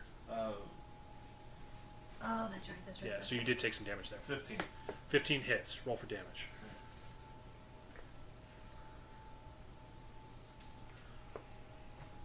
Not a lot, dude. That is 3. How do you kill this goblin? Seeing as You kill him? yeah, Kill. seeing as my compatriots are crying, freaking out, and slipping over the conveyor belts that I just already tried to destroy, I take up this opportunity to actually do something in combat, and I aim my hail pistol and just turn it sideways as I shoot. Gangster's Paradise. But instead of like blowing his head off, it just freezes it into a block of ice. For added flavor, Okay. as this is landing, because you were such close proximity, you see that he was readying his tactical baton and it was mid-swing. So, like, it hits, it freezes his face, and because of that, like, it kind of, like, locks up the mechanical pieces of that arm as it falls backwards. Cool. And then it shatters where the ice hit when it hits the ground. That is the end of combat for this room. It looks like maybe they were making some sort of half creature robot thing. I don't know. What is it? I used a lot of mental energy to try to get into their minds that didn't exist. Okay. I could have told you they were robots. Well, what if Or they're it's not? entirely wrong. Thank you. What if they're not robots though? Because they're half organic. So what if the hive is? Because the same thing with the guys that took the black box. So what if the hive is using bodies to make an army using robots. How do you feel about that, John? People are trying to make half versions of yourself. I feel conflicted. Can I, like, I don't know, go into their, like, is there, this console that I'm at, that I used to, like, did it all started up with Rat, like, is there any data in there? is there any data in there that I can mine? All the console, and I won't make a roll, all the console kind of data is giving you is the parameters for the design for each of the 3 conveyor belts. So it's basically like, this is the structure of a goblin, this is the structure of a dragon. Like, there's nothing deeper there. It's, you can clearly see someone programmed it to build these, and that's the entire function of these conveyor belts. Function of it, right? Could I potentially, like, do, like, whether it be investigative or just research on the bodies? Maybe do, You like, could give me a mysticism. A mysticism, or would a life science be also applicable? Not. It would be, I'd be fine with life science or physical science. So mysticism, life science, or physical science. I'll take mysticism then. That's a 13 with a 12, so 25. 25. Damn. Very solid. Wow. As you're kind of, we're gonna say that you get up just before like it fully collapses, as you're analyzing it, and as you kind of start analyzing, you can kind of get the sense of a soul in it, and before you can dive any deeper, it evaporates. Like as soon as like the metaphorical lights turn off, any semblance of a soul dissipates. So what if the hive mind like leaves the body and then you see like a snap of the actual soul person and then lights out? I'm going to have to do some more research, but honestly it seems that you might be correct in that assumption. There's still definitely a soul within these bodies, but not for long. Or it is there but held dormant. So if there's souls in them, they're technically prisoners. Could potentially be. John feels more conflicted. I will check out this door while they are having a conversation, and I'll check out this door over here. Okay. The door you're looking at there, John, is the same as the door that you walked into. It's a standard mechanical door. There's a console right next to it, easy to open up. Yeah, use the button. Would anybody like to look at anything else in this room prior to kind of moving down that hallway? Not necessarily. We looked at the pieces of the armor. We know that they're being placed onto the bodies. Mm-hmm. We know that there's a soul left before they pass. I could have told you that, and I'm a goddamn robot. Where's it going? Is it just the assembly? Yeah, that was going to be my next question. Like, what? Where does it lead like, do we see to? tracks? Like, oh, take all the guys who are made this way. Or is there like yellow caution tape where bins would go? Yeah. I like So that. so kind of what you see is Yeah. on one end of the conveyor belts is 2 piles of universal polymer base, so they're referred to as UPBs. What this is it's equivalent to 2,000 credits, so it's a 1-for-1 UPB to credit, so it's essentially 2,000 credits sitting on the end. But these are used to build any sort of weapon, so like if you're perchance wanting to go into crafting, UPBs are very valuable for crafting because it's like the universal base. Yeah. Okay. Okay. You see that end goes into like the machinery to then create the mechanical components of the robots. On the far end is kind of bins to drop in the completed robotic bodies. Where it goes from there, there's no indication. Based off of the fact that it's all dusty outside the hallway that you came from, and the fact that you haven't explored any deeper yet, you would lead to believe that the assembly line stopped and it hasn't been used in quite some time. Are there still components that could be taken from the conveyor Yes, belt? 2,000 UPBs are at the end of the conveyor I belt. will loot that. Wow. Is Do you not anybody? even tell anyone, or do you just keep it to yourself, or do you share that? Well, this is for Because federal you're further information. away than all of He's the us. smuggler.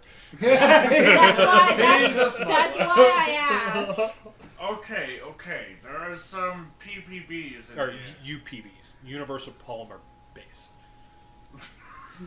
You're not going to remember, but it's okay. There's UPB in here, and I'm going to take it for research. Do you have any problems with this? I just look at John like, I am a robot. what about your fancy backpack? Backpack. As I kind of do some computing in my artificial mind. His eyes just go. Yeah, I just kind of scroll through like Reddit Recalculating. Yeah. Recalculating. the buffering wheel on an iMac. I'll just like look over to you. Maybe it's best if we share. Sure. I'll just split it 4 ways, so 500 each. Yeah, did everybody want part of it, or are you just Why splitting the with fuck John? not? It's free money. Oh no, I'm not disagreeing with that. I'm making sure that's what the party wants. Like, Yes. for meta wise, everybody would know that UPBs are interchangeable with credits, so it's effectively a credit. But it's spent in more of a crafting context than it You would can be? use it for crafting, but it's also interchangeable for credits. So you can use it as a credit because Okay. so the way to think of it is the credits. So you know how like our currency is based off of gold. Yeah. Their currency credits is based off of the UPB. Okay. I feel very conflicted for taking this money, but I'm gonna take it anyways. So everybody's getting 500 UBB? It's UPBs. going to send you in the UPBs. dust if we don't take it. I have a question. Because of like, I'm trying to get this door open while they're talking, and because It would open immediately unless you're doing something weird with it. I'm doing something weird because I'm like trying to like listen to what Like, they're of talking course I'm about. doing something Button. weird. Is what all this talk about like what I could have been in the past life? Hello, Kitty. Nox has made it out. Oh, she's out. She was Oh. coming up and down the stairs earlier. Where's Loki? He's hiding somewhere. You might have went and hid now. Sorry, I derailed. No, it's okay. Is the shoot? Hold on, let me re-roll it back a little bit. Oh, this crude like operation that Steel Talon has sort of put up, like, how does it compare to potentially someone like myself who is similar? Is this like Well, so far what you guys have encountered, aside from Steel Talon, everything you've seen has been a partial hybrid, organic. this? Which is I mean, just- technically, androids they're robots, but they have sort of more. ones and There's a zeros. mind in there. There's actual, like, you can take damage and everything. Like, you're a little bit more sturdy than the average organic being, but not to the same extent that these creatures are. It's basically like a 50-50. Gotcha. Okay. Like, if you had to guess, if you want to give me, is Insight one of the ones for Starfinder? I'm trying to remember. An Insight roll, maybe? I'll say, do you feel like you would be connected to this? Since you're a robot that was built? Well, if it's like Grandpa's backyard shed down here, I don't really care. Like, I was just wondering if there was like anything I can glean from it, but it sounds like it's pretty rudimentary. Yeah, so far it appears to be like, based off of the research you did on Tokar, or Toak, So I. this would be sort of in line with all the preliminary Technomancer stuff that you'd seen, Gotcha. Okay. where you're kind of trying to find the middle ground between an organic and robotic sort of hybrid. Gotcha. At which point, if you guys are okay, I think we're good for a quick break. Okay. All right. So you're now cleared out the mechanical processing room here. You've picked up the UPBs, which are a one-to-one conversion with credits. John has opened up the door to the next room. Or the next hallway there. So you guys... you would be able to see down, at least John and Sparks. You can see a door off to the right-hand side here. That has a large red X on the door. Treasure? X marks the spot. Treasure! I think that's what that means. Can I'll approach the door with the F's on it. Perfect. So it looks like the standard door that you've been trying to operate with. Clicking the button, though, if that was what you were wanting to do. Yeah, I'm opening this bitch. It doesn't appear to work. It kind of gives you access denied. Would you like to attempt pressing it further?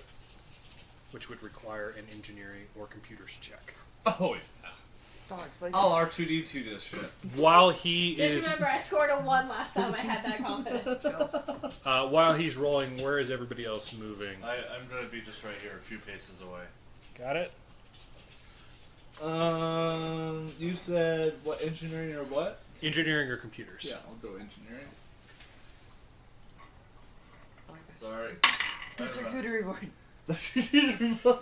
He is the charcuterie. I didn't roll great, so that's going to be a 7. Unfortunately, you're not able to do anything with this door. I look to the rest of the group. Unfortunately, this door cannot be opened. Okay, maybe now that I'm a little bit more calm, I can try it. Perfect. Yes, maybe so you now need that- to move up at least next to John. Let me there. redeem myself. It might help to take a deep breath. Thank you, Dee. God damn So it. you said engineering or what? Computers. You should be very proficient at both of those. Yeah, I have 7 on both. Okay. But which one? I'll do engineering.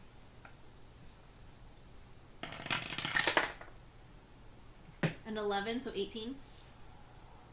As you open up the door, John and Raya, please give me a dex save.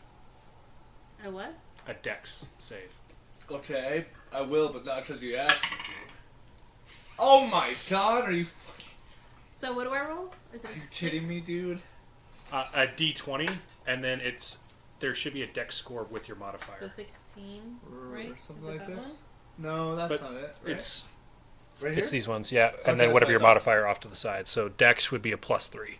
Oh, Oh, it's +3. I also have a +3. Not a score? You need to roll the d20 and then add 3. Oh, okay. So 6 + 3 at 9. Okay. What was I yours? got 5. As you open up the door here, Yeah, yeah. you were able to clink it open. Both you and John are sucked into the room. At which point, you guys are able to see that there is a hole on the far side of the room that is venting atmosphere after you had opened up the door. I'm gonna go in and I'm gonna cast Life Bubble on Raya. Well, you definitely can. Remember, she's Okay. got the Aeon crystal. Oh, So, okay. lack of oxygen is not the concern, but if you move into the room, you're also prone to the Sucking force them of being in. sucked out. I will stay guard. So we're gonna go kind of in proceeding in rounds. Everybody will be part of it. You will start with Raya, John, and then you guys will kind of fall up the rear to kind of work our way out of this. If you would like to move, so you can move 1 square per round with a successful strength roll. Who's closest to the breach in the wall? You guys are kind of equally spaced, so the breach is like here. Okay. As you're kind of looking, you can see kind of just inside the door, there is a control panel here. Okay. And is it open as like a garage thing, or is it like something happened to it? Yeah, it looks like kind of like a slightly larger than a pinhole, but it might have started out as a pinhole sort of in the wall. But slowly and over slowly time, as it's time. If you had to kind of So guess, is it like damaged?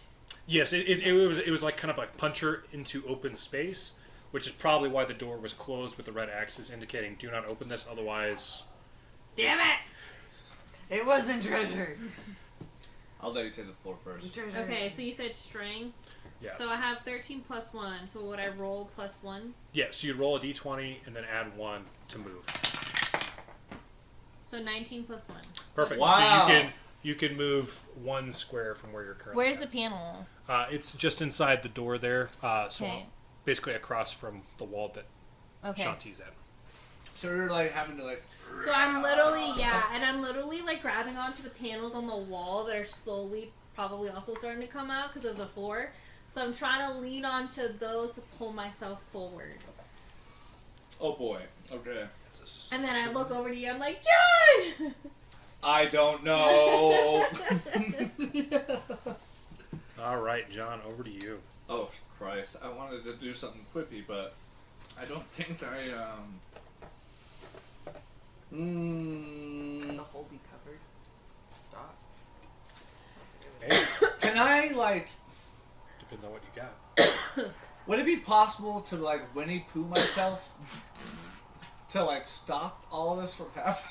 Can Like when he's John's, trying to get out of the can house. John's he's ass got- fit in the hole? Yes. Stuck in rabbit He's got house. the backpack though. Can he like jet his way? Or his jump jets? Yeah. I don't remember. You'd have to read me off what the ability there is. Right? Because I think you Instead of get the... You jumping get the one, maybe you can jump 2 squares. Oh, please. You paid so much money for that. There though. were two little. well, because he basically can fly with them for a short period of time. I know. I that's can what fly right. up to 30 feet. Average maneuverability, it says. So, yeah, the downside would be is you could... I would say with a successful strength, you could move 2 squares, but it would be in a single direction. Like, you couldn't stop moving in that direction. Okay. But you have to get to this panel on this side. All right.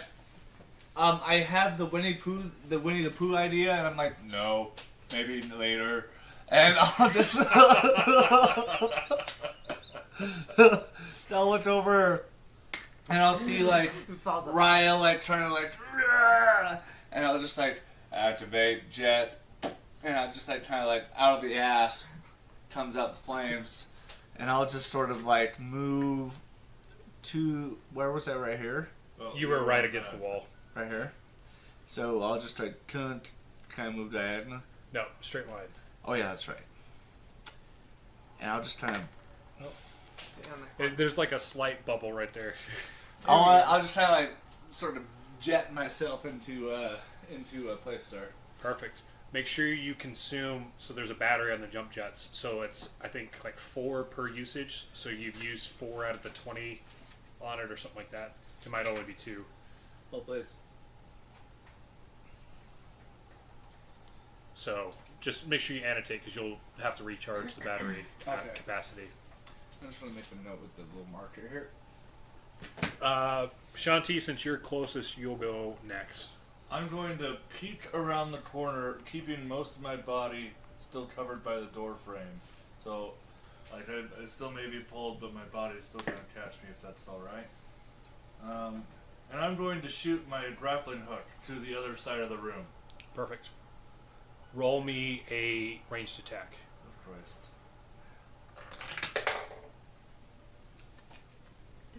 Okay, so the first time I used this grappling hook, we were exploring through one of the levels. You have Absalom. There was a lot of like vines and shit on the ground, so I'm over this. I'm just gonna climb He was over. trying to avoid the difficult terrain. And I ended up hitting this invisible tiger creature. And Basically, there was this little one-eyed tiger that was like prowling up, getting ready to attack them, and he fucking angled the grappling hook directly on it and hit that instead in a gauge combat. Now they like obliterated the tiger, but it was like just his luck. Because prior to this, he'd taken a potion, like it was a mystery potion. And he ended up getting like 2 damage or something like that from taking the potion, and like he basically just threw up immediately so, from it. with that in mind, I rolled a 4. Oh my god. So you have this. You kind of like brace your shoulder onto the wall there, and you're aiming, and you're kind of like, I got this. In fact, you even make eye contact with John, like, don't worry. And you shoot the grappling hook, and instead of latching onto anything, it just dinks off the wall. It gets sucked into the hole. Well, it gets sucked that way. The hole, we'll say the hole's probably about golf ball size-ish. So it's got a lot of force, but the grappling hook's kind of like just rattling next to it, so you'd have to reel it back in. You can use this to balance yourself. Thank you. That's what I do. I just That's what I spit did that. right now. That's exactly what I meant to do. Perfect. Thank you. That's exactly what I need right now. Balance. All right, Sparks. Is there anything you would like to do? Please, for the love of God, anything more useful than what that was. Well, I'll peer around Key. I've got an emergency raft. Can I deploy the emergency raft to that's a cover good the idea. hole? Hey, Perfect. So it's what, deployable. so what we'll say is, as the emergency raft deploys, it gets sucked over to it.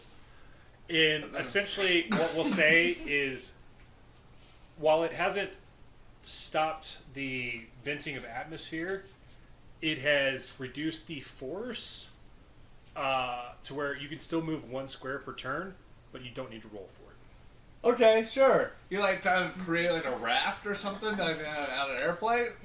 Just, all the ones that like pack up real small and just poof. Sure, yeah. Yes. Okay. So we're back over to Raya. So, So you now have fairly liberal movements. You can still feel like a force pulling you back, but it's not as restrictive as it was. So I'm gonna move 1 more, which puts me at the wall, and I'm gonna try and hit the panel on the wall. Perfect. No roll required here. Using the console inside the door here, you're able to see, and you'll see a kind of like blue force field kind of on that side of the wall taking to place. If you've seen Star Trek, it's kind of like that. Whenever like the actual glass busts out, they'll have a force field that comes over to kind of keep the atmosphere and everything in. Sure. It's not ideal, but there's no pressure pulling you guys back anymore. You have free movement at this point. Consider this trap cleared. Cool. Oh So if you'd like, you can go ahead and collect whatever items you've thrown out, such as your grappling hook or your emergency raft. I'll take my raft I back. reel in my cable. Go. This time without a dead Prathi on the end of it. right. Well, this room was frankly disappointing. Who's going to take the blame? And I'll just kind of look over.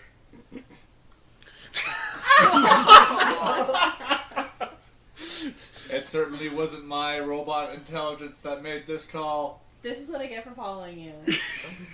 Okay, maybe it was my fault. I'm sorry. I am sorry. Control Alt Delete, if you know what I mean. Control Alt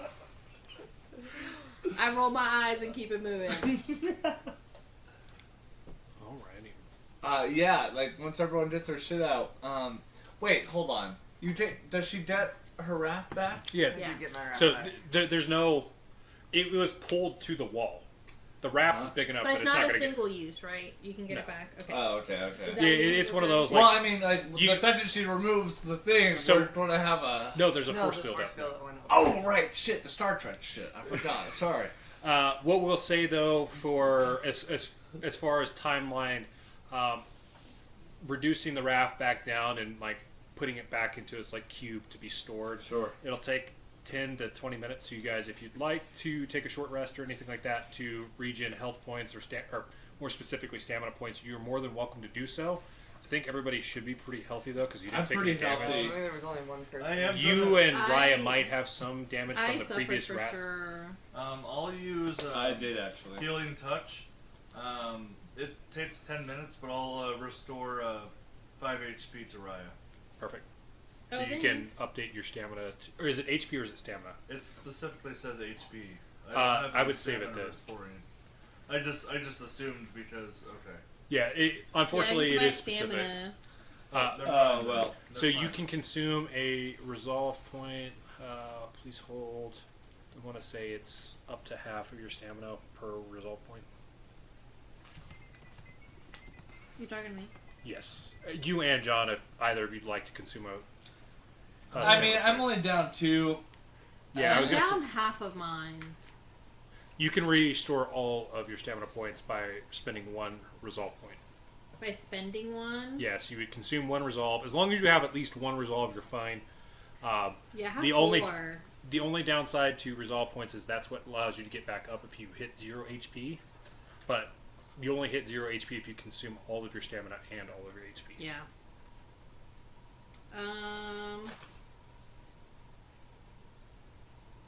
Yeah, I'll use it. Right. Yeah, you should be fine, like, using those points, because I'll be able to keep you up once you actually start needing to use your HP. Okay. That is T's bread and butter is the actual healing hit points. Just out of curiosity, physical science, what is that like? Some kind of like Think stretches? Chemistry, Oh, like actual physics. gotcha. So Okay. those types of things. That's why whenever we were talking about the robots, life science for the organic piece, physical science for the mechanical part. Gotcha. Okay. Because that'd be like computer engineering type stuff. Right. All right, so we'll say it takes about 20 minutes to get the raft back into. Raya spends this time. If you would like to describe what you do to kind of like regain stamina points, you're more than welcome to. Otherwise, I'll leave it open to what anybody else would like to do during this brief period of recuperation after nearly going out a golf ball sized hole into space. Okay, so I just want to make sure, and I do want to clarify one thing. John, did you try to sit in the hole? You just see sort of like blank eyes for just a second. No. And I will remind you that it's against my programming to lie. I take it at face value. So, I'm just in the background shaking my head. Alright, rolling my eyes. so remind me, we're down here looking for any more of these cybernetic creatures. Steel Talon is what we're looking for. I pause you right there, and then I'm like, "What do you think we're down here for?" Yeah, what she said. Wait. Yeah, what she said. Well, to be honest, I've just been kind of going around. I have some informants looking for Steel Talon, and I'm here. I know he's cool. We did a mission together a couple times. And the rat. I hear it for the bad guys. That is.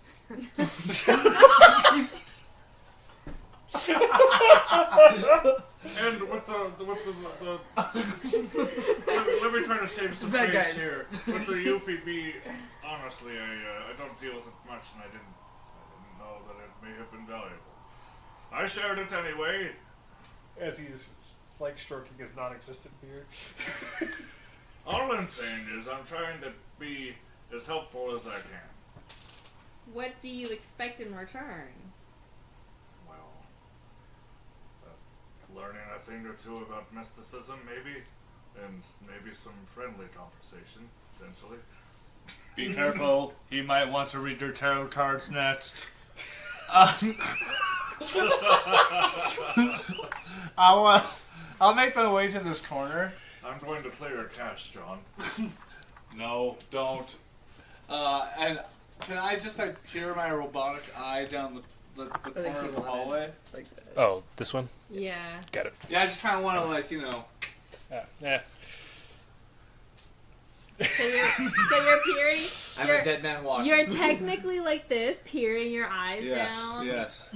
Actually, I'll use the hydraulics in my legs and my body to sort of get me that low to the ground, so I can like did view. I don't know. As you look down, you can see it's a pretty long hallway. It's based off of the hallways you've kind of gone through. It's actually a little bit longer than the previous ones. You can see that there is a sub hallway kind of just at the edge of your vision. You can see that there's a split. Could I potentially do like a perception check to maybe hear for any sounds of anything that could be down the hallway? I actually won't even make you roll for it. Aside from like this eerie, kind of like the music that's playing, where it's kind of like this ambient, you can kind of hear like the hissing of like the ventilation sort of stuff. The lighting's not overly great, but outside of that, there's nothing like a little bit ominous, but nothing like that you can visibly see. It's kind of like anytime you've gone down like the hallway and you're by yourself and it's You sort get the of dark. heebie-jeebies. Yeah, you're like there could be something, there could not be, but you don't have any definitive indicators. Okay, so just to bring it back, I'll have my head kind of rotate back to the rest of the party after looking down the hallway. other than needing maybe a couple of LED strips. Seems good. Maybe someone else should take the first brave step down the hall. Sure. Great, and I'll just kind of like help push you forward. I nervously pull out my grapple gun. Perfect. Hold it, You assembly got in your hand. But I will lead the charge. Shit, that reminded me. He had that one scene where like he flipped his gun and then it like points at himself instead. Fuck. Well, Okay, so we're all leading. I'll move. Where would you like to be? I'll move Right right behind. before the start of that turn. So basically, where you could look down the corner. oh, okay. Yeah, right Yeah. We're all full months. Yeah, Scooby Doo, single file line. Yeah. All right. At this point, if you were to look down this hallway here, T, you can see there's not. How did I describe this?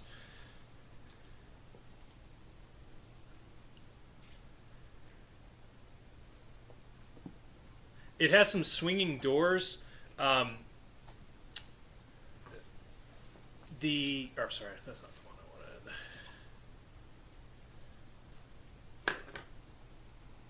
I wanted. So yeah, it's hinged swinging doors. You can kind of tell even at this range that's kind of like mid heights, and then about halfway across there's like some scraping. If you had to guess, it's from like carts kind of being pushed to push open the hinge doors, sort of thing, okay. like scraping on it. Okay. Otherwise, there's nothing inherent that you can see from this distance. Did you have dark vision? I do not. Okay. Outside of that,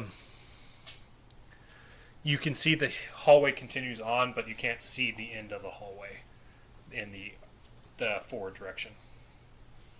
Well, we can't go right, so we go forward. Sure. Who cares about this room? Fuck it. And that's when everybody like starts walking forward, and then I stop as I come along, and I'm like, "Wait, what if that's where they take the parts?" I was told to lead. I ignore you, and I just keep walking forward. Okay, Raya, as you get up to these doors, kind of similar to the force field that was activated when you closed out the vacant room, you can see it's more translucent than those. So it's like the hinge door, you can kind of see there's something else, kind of the little force field there as well. Can I go through? Would you like to attempt? Do it. Oh, okay. So then I look to John because I go to the door and I like for a split second I'm like super confident because I want to figure out like what are they doing with these pieces, but I'm too chicken shit to do it. So then I turn to John and I'm like, "Will you please come with me?"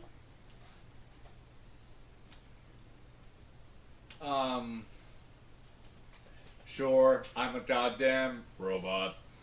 And I'll make my way down the hall. Okay, me and John go through.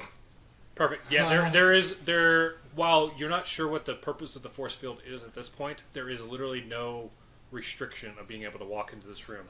Before they step in, I'm gonna quickly tap Raya's shoulder, and I'm gonna use Mind Blink. What is that? I was just gonna can say, very yes. quickly communicate thoughts telepathically to you. Oh, okay. Sparks, what are you doing as they're entering this room? Are you joining them? I will join them. Why you're coming? Alright. Wait, what are you trying to tell me with your mind blink? Oh, I'm just gonna stay outside and just. Oh, okay. For future. You're literally not doing anything. You're just gonna take my thoughts. I'm You're gonna hear me be like this fucking or like Kim Kardashian crying the whole time. You're gonna feel pure pain. I don't want to be sucked into space holes. There wasn't an X on this door, right? No. Okay, good. Yeah, I'll be outside. John didn't F this one up. I'll be outside of a game recess. Wow. What a world. All right. The fuck is that? Oh, there's an enemy in there? Slow down. Sorry. Sorry. Inside the room, you're going to see all the blue marks on there. Discarded robot parts, robots and parts. As you kind of like get into the room, roll me a history check. Who? Everybody. Or everybody that's entering the room. So everybody except T. To be fair, Or not history. Let me see. What's the right one here? Just a sec.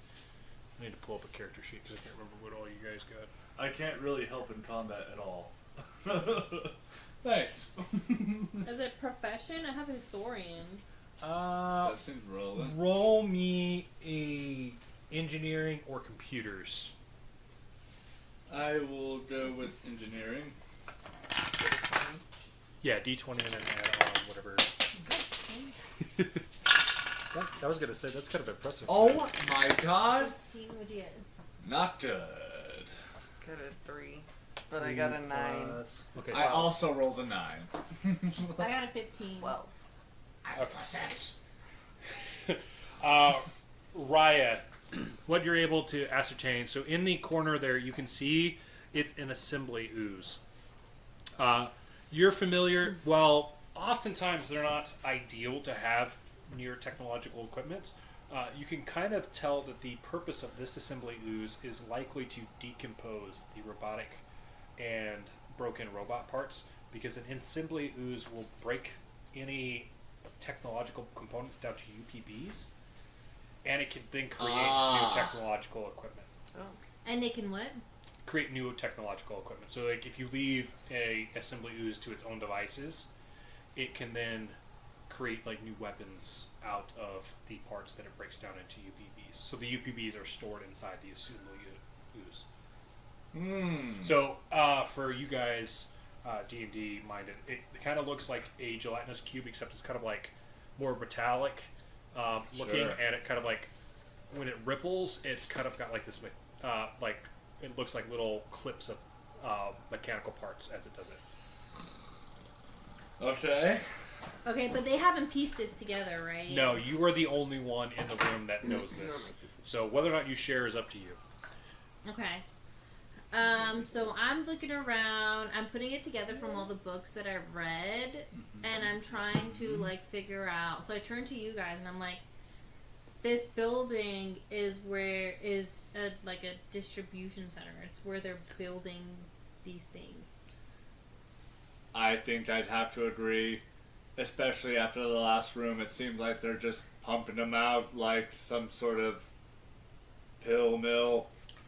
Yeah, but if you see here, this is like a ooze room. It helps to get rid of any of the broken pieces that aren't properly working, or possibly the ones that were killed in battle.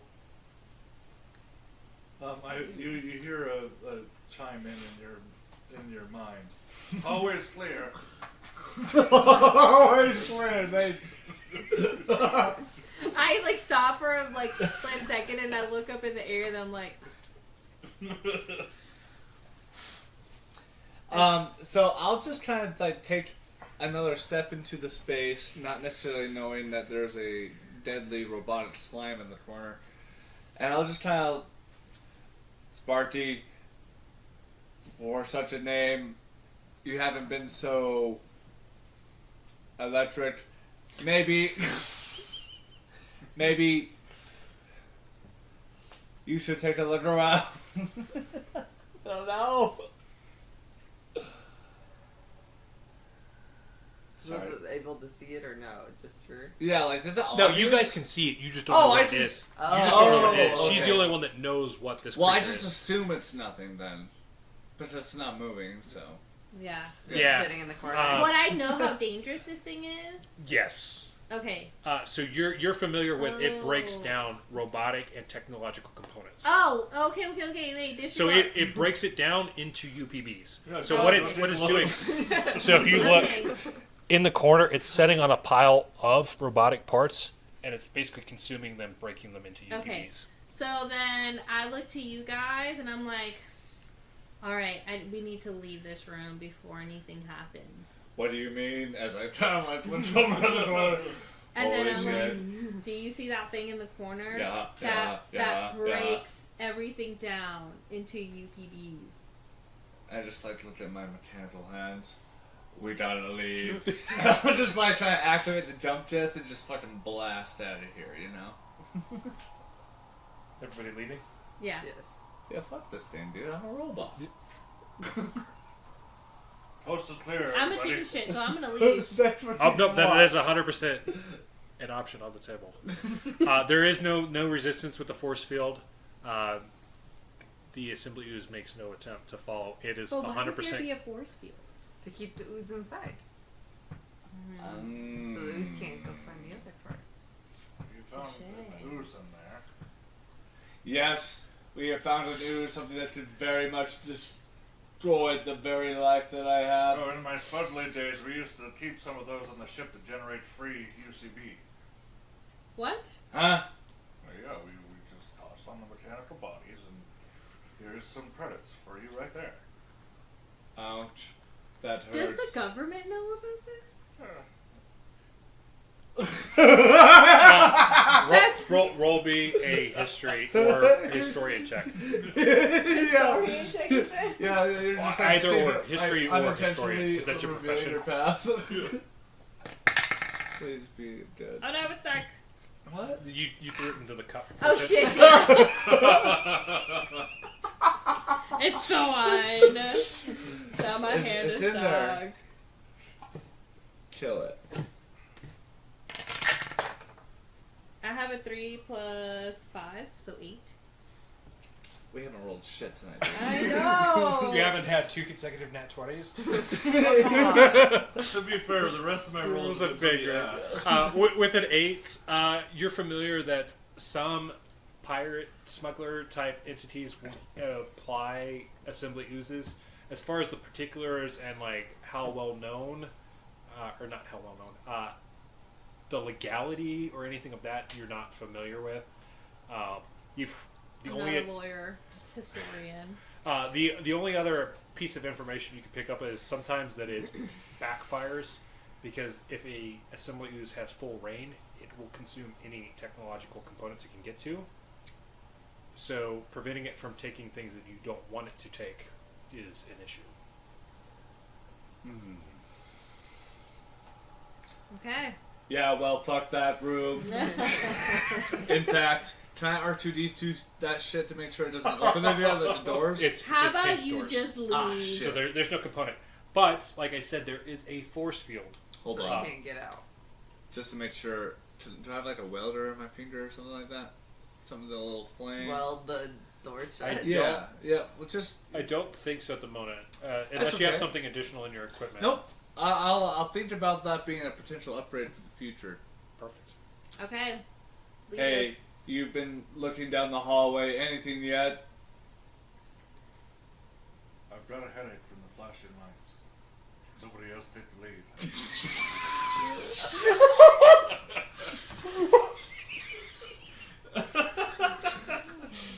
I've got a headache from the flashing lights, he says. Spock, why don't you take the lead? Sure. Where do you want to go? Still in the front. And then I'll be able to see down the hallway, right? Perfect. Yep. Yeah, and I think with your range, you could see most of what's here. Too smart to let us down. Yeah. So, if you look down to the left, you'll see another set of hinged doors. Unlike the previous ones, though, with the scrapes, these ones you kind of see a little bit of like red splattering on it. Meanwhile, down this, you can see that there's 2 branches going in. You can't see anything past that, though. I don't want to go to the left. Don't know what that blood came from. Let's go. Wait, is that like some sort of biomaterial? All you can see is 2 hinged doors with some red splattering on them. Should we check down the hallway and see what the other hallways hold? And then decide? It's up Yes. to our. Yes.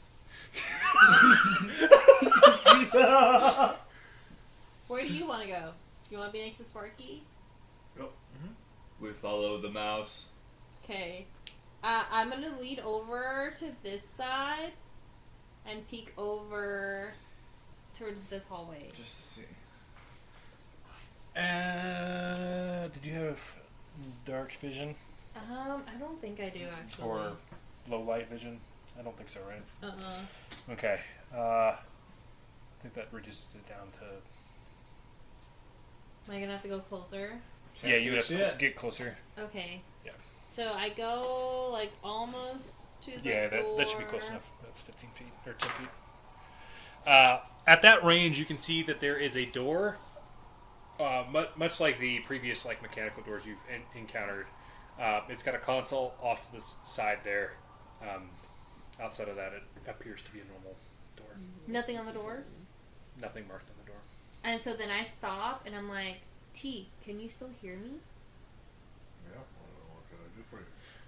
Okay, so the doors on this hallway have no signs. Well, not having a sign seems like a good sign. I mean, to be fair, the last Red Hex door didn't pan out too great. Are you wanting to go check it out, or do we want to keep going forward? Do it by yourself. Do it by yourself. By myself! I don't know, because you know what, the like historian culture one in me would like obsess over this, because I'm figuring out we have an assembly line over here, then we have a dumping station.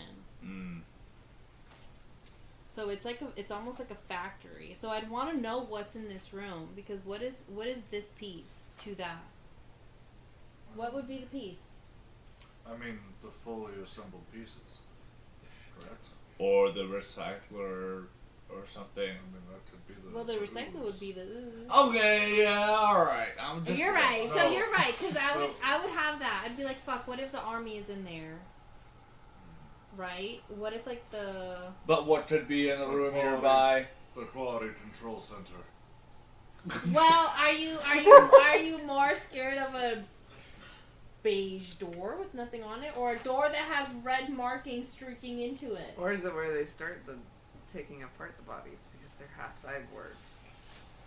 It could be worse than QA. What if it's like a human, like not human, but like a just body sacks everywhere. Wow, that sounds very. Body sacks, robot assembly, the ones that couldn't cut it. Well, to be fair, I think every door we've gone in so far has been unpleasant, to say the least. So. So what's one more? It could be very.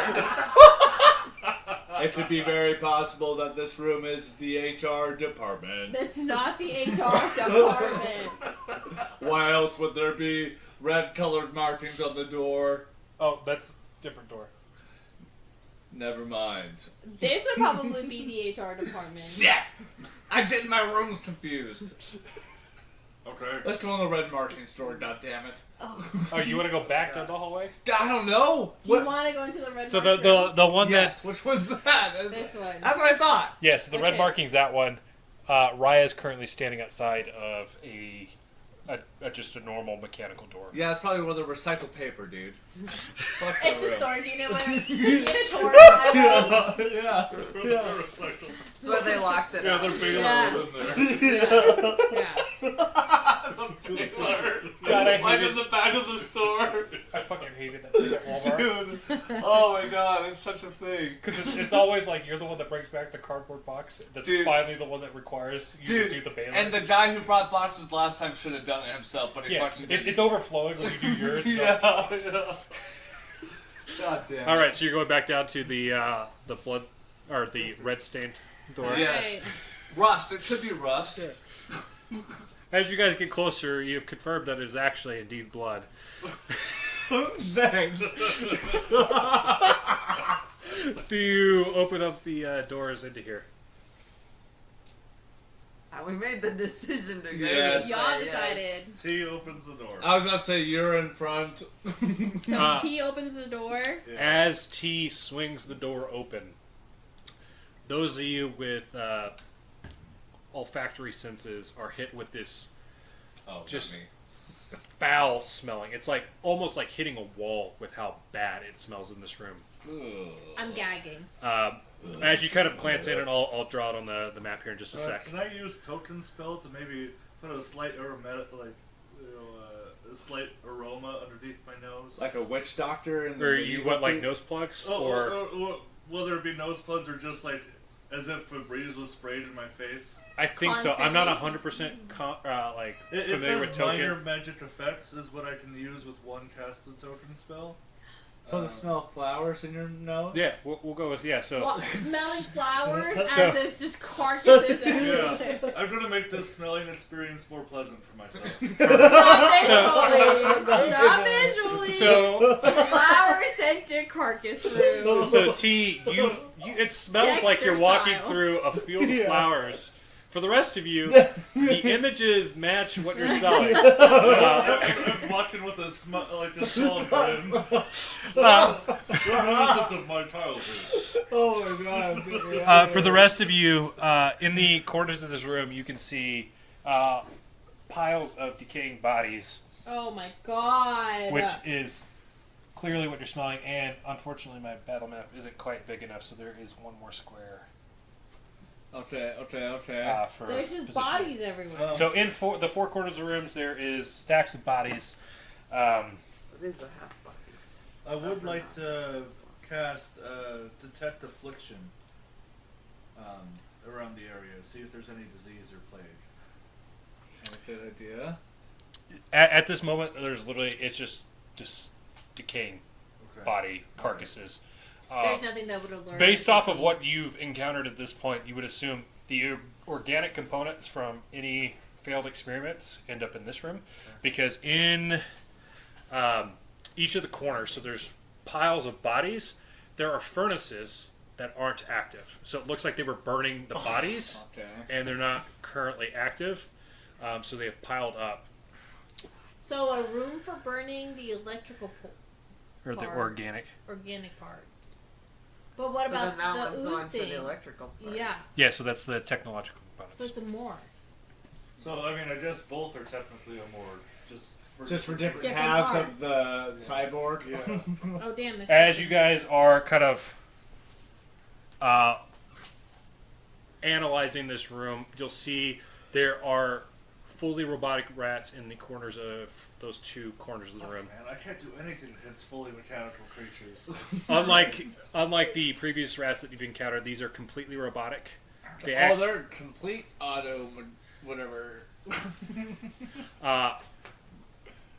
they act in the same manner you would expect from any sort of normal rats. So they're kind of like skittering around in the bodies over there. And Sure. as they see you, please roll initiative. We're going to kill the rats, and then we're gonna figure out what's going on. Hey! I wish I'd rolled that any other time. 22. Okay, 22 for John. Where's my initiative? Hey, not bad. Succeed. Oh, 3. So 19. Not Oh, Bizzle. jeez. 18. Hey, we're all winners. You said 19, right? Yeah.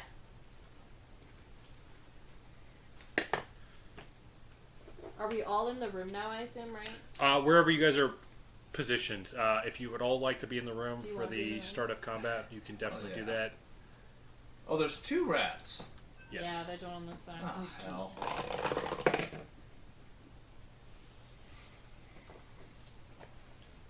All right, so we've got John starting us off this time with Raya next, followed by T, then Sparks, and then our Cyber Rats. So John. Well, my first. Oh, sorry. I got too excited thinking about how it was first. Trying to think of something clever here. Maybe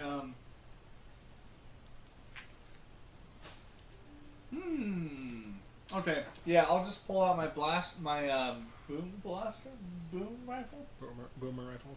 boomer rifle, and Let's see here.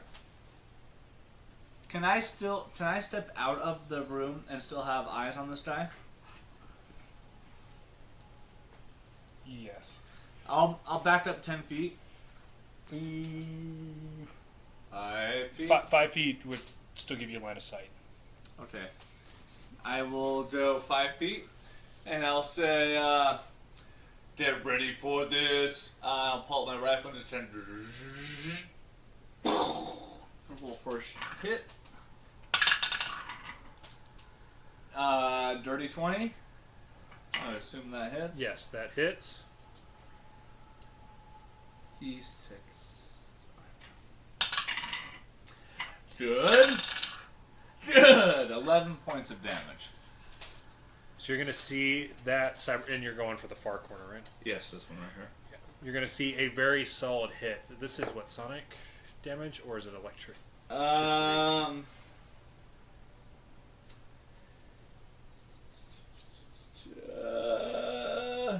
Didn't specifically say. Well, it should have a letter next to the damage, right? SO. Sonic. Okay. So you're going to see this sonic sort of blast come out, and it kind of like rattles the mechanical components of it, and you kind of see like it's almost like it was perfectly symmetrical beforehand, and now like one leg is higher than the other, so like it can still move, but it's kind of like janky. Cool. Okay. And I'll just end my turn from there. Gotcha. Raya, you're up. Okay. What is my Cassitha microcord? I don't remember. The what? The Cassitha microcord. Oh, that's your armor. Oh, that's my armor? So for a weapon, all I have is my plasma claw then, right? You have a plasma claw, a long sword, I think, or dueling sword. Do I? Your carbon edge shurikens. I thought I did, because what did I On get? the front page, you should have Yeah, I was all about to your say front weapons. page. So you Oh, got- you're right. Yeah, the details is probably on the backhand of that printout. What's my shuriken? Is that like a star? Yeah. Yeah. Like a shooting star? Yeah, and it should have your range increment for that. Two. So you gotta roll high to hit. Yeah, because you're not proficient with it, so it was a -4 That's modifier. right. But they're cool. And so to keep in mind, so whenever you're, I don't remember which level it is, you get to select the feat. You can pick the special weapon feat that will make that a proficiency for you. Cool. Okay. So, actually, because I'm what? If I go cross, it's 15? Yes. That's Yeah, every 2 diagonal is 15. Yeah. 15. Can't be like a horse here in chess. Night or whatever the fuck. What would be my days? I don't remember the specifics of it, so if you flip, so how it's broken out on the print is your racial traits, theme, class features, then I have it armor, then weapons, and then your spells start on this page. Okay. So days, casting time is 1 standard action, up 25 feet. I think your days can like stun an enemy, which means Good things for us, I think. yes. Yeah. This spell short circuits the mind of a humanoid creature with a CR of 3 or lower. But since he's robot, will it bother him? There's a save on it. So if you cast it, the creature has to make a save to avoid it. Because unless it specifically says you're targeting their mind. It just says it short circuits the mind. Okay, yeah, so it wouldn't work on the It wouldn't construct. work on it, right? No, they're full constructs. Okay. Which is, that's the issue that T was getting into, is a lot of the Lashunta things are inherently mind-focused unless Yeah. you picked other spells. You, as a Technomancer, though, do have some spells that would be very effective against the construct, because you have like your Jolting Surge, your Energy Ray.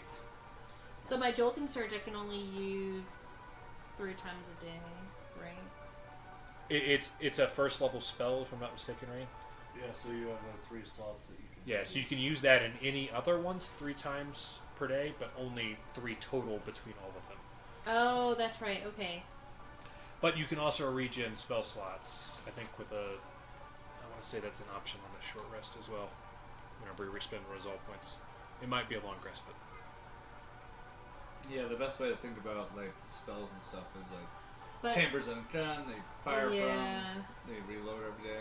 yeah, there But- was a 0 level spell that did damage too, but that might be the mind thrust that I'm thinking of. But the jolting surge, I have to be literally in front of them. Yeah, you have to touch. Yeah. So I mean, you're close I'm to this gonna- guy.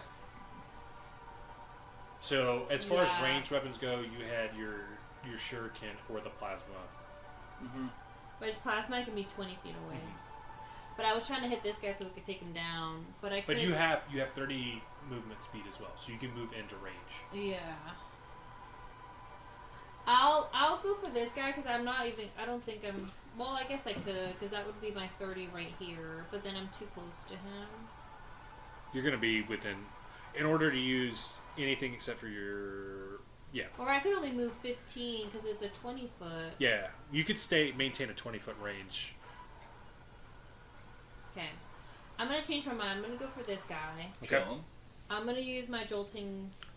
Not my jolting. I'm sorry. Your My plasma. my plasma claw. Perfect. Roll to attack. I have a 14. Oh, that's gonna Roll for damage. hit. It already hits. So it's 14 plus 4, right, for the attack bonus? 18. You hit it more than you already did. Oh, okay. So 6, Whatever it says there, I don't. Sorry. 1d4. Yeah, so roll a d4, and then if there's a plus after, then you'll add that. It just says Yeah, just- EF. That means it's electricity and fire damage. So roll a d4. Okay, which is a triangle. Yeah, this is one, a right? triangle one. Oh gosh. Please. Just give it to me. Oh shit. Wow, that one really came flying out there. Okay, it just stood up like this. I don't know what that means. A 3? Whatever the top one is. on Yes. So 3? those. Yep. Just 3. Yeah, that first one target was in the far corner, right? I wanted to. I'm just break making. this I'm one. just making sure I'm doing the Oh, yeah, damage this first. guy. Yeah, it's this Yeah, guy. that's the one that hasn't been hit yet. Yes. All right. You see the claw dig into the mechanical components and give it a nice sort of jolt, and it almost appears like the electricity seems to kind of like affect it a little bit more than what you would expect from what you've used the Sure. claw beforehand. Being amped up a little. Is there anything else you'd like to do on your turn?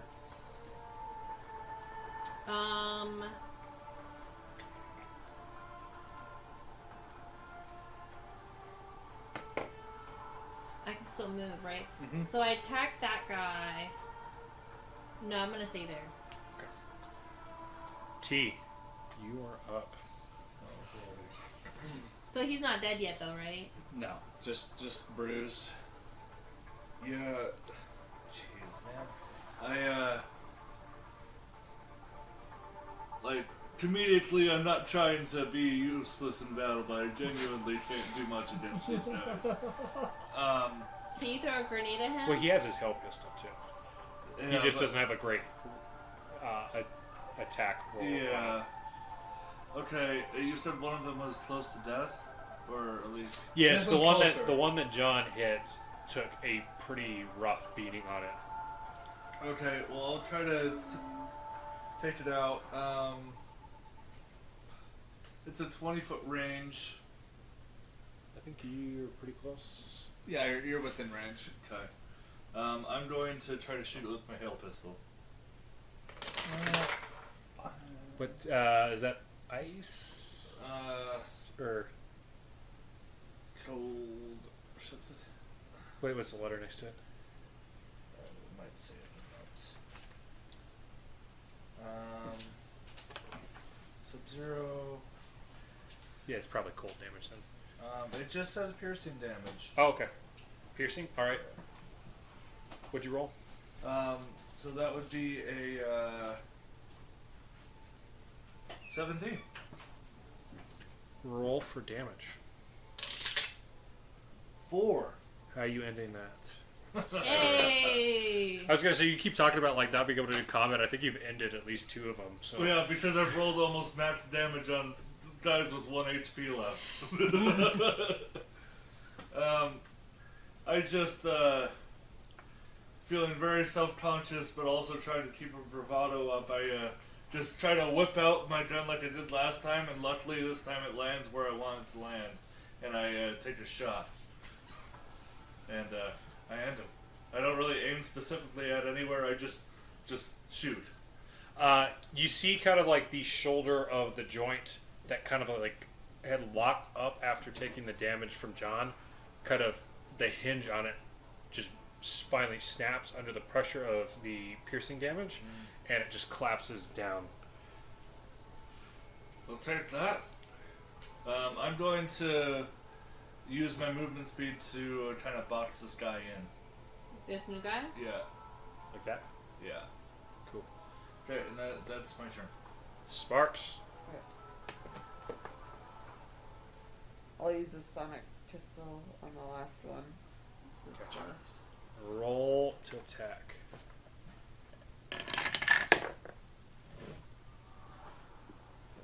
11.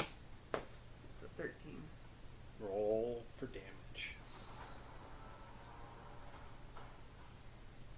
It's a 3. Kind of like Raya's attack on it. You kind of see that, because that one was Sonic, right? You kind of see that it rattles the mechanical body of it, but it seems to be kind of still in good shape. In fact,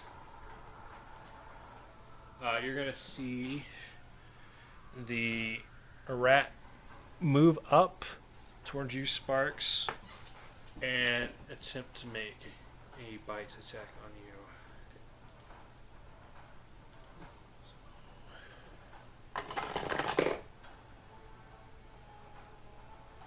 Does a 24 hit? I think so.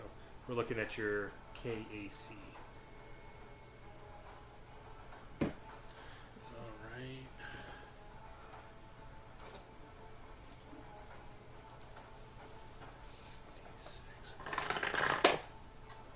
So you're going to take 6 piercing damage. And then I'll need you to make a con save. Let's roll d20 and then use your con modifier.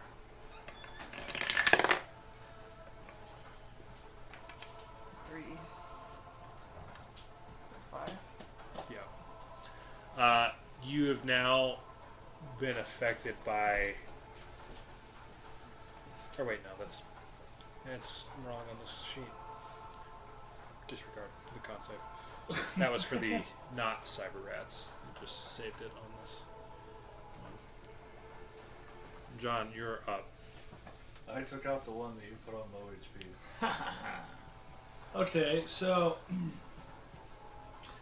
as I see my team begin to quickly dispatch of people, I'll after my back is being held up against the wall right here, I'll just hear it like come within proximity and just kind of like look over as a nervous bead of oil sweat begins to drop down my forehead, and I'll just kind of I'll just come around the corner and blast him with my boomer rifle with a bunch of phrases like "houses were so affordable when I was a kid." Okay, since you're within reach of that, I'll move to the other side of the hallway in the maneuver, so I'm within. okay, not it's within going to my take range. an opportunity attack before that. That's totally fine. Does a 18 hit?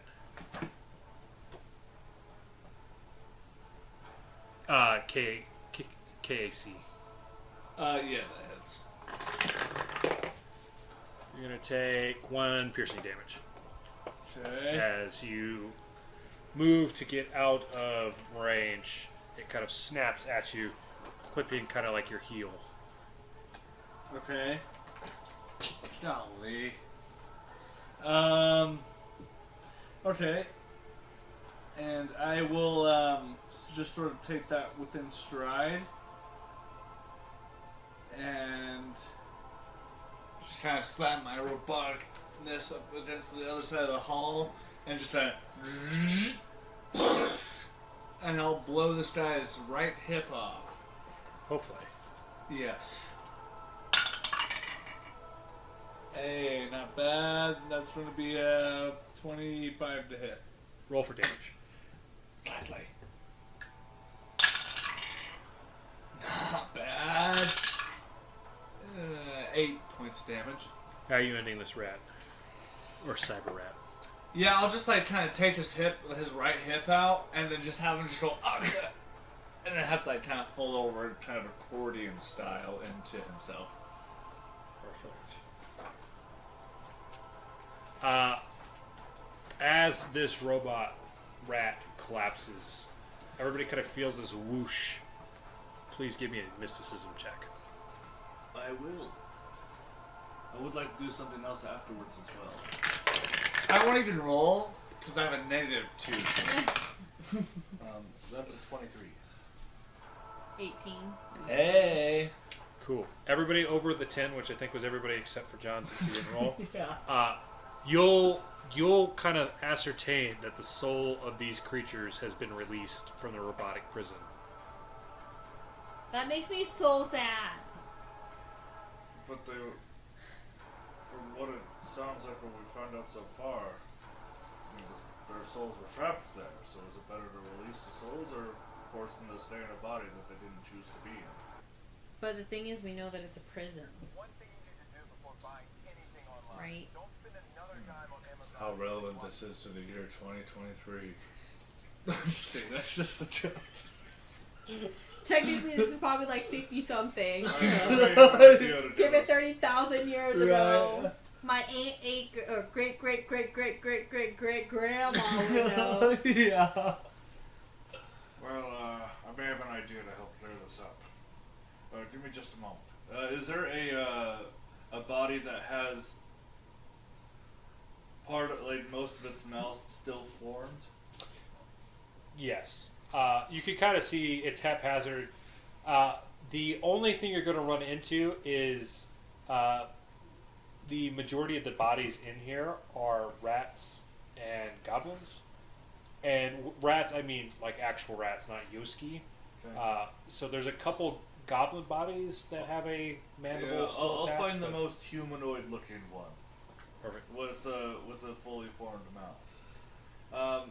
Granted, this is a 0-level spell, so there's some pretty heavy limitations on this. However, I'm going to use Grave Words. It takes a minute to cast, and I target one dead creature, and I can't ask it any specific questions or communicate with it at all. But there is a 10% chance that when it's speaking its random gibberish, that we could receive some useful information.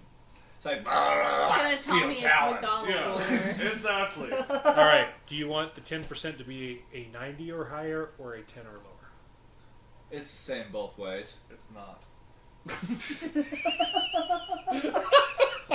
It's not. Okay, 90 is so... higher, so give me the 0 to 10. 0 to 10.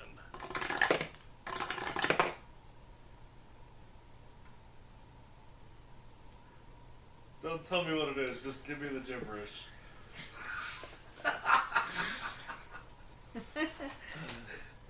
What is happening to me? What is happening to me? Ah! What is happening? Well, And? Do we all see this, or is it just him? Yeah, he literally animated this dead goblin. But it only gives it time to like kind of give what it's like a sentence or two max. It's basically What is that supposed to be? I mean, it could be interpreted in many ways.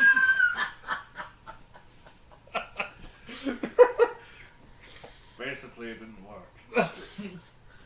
What this proves is that they're being taken against their will. Yes, exactly what I was thinking. Astute observation. I'm glad I thought of the idea. Let's keep going.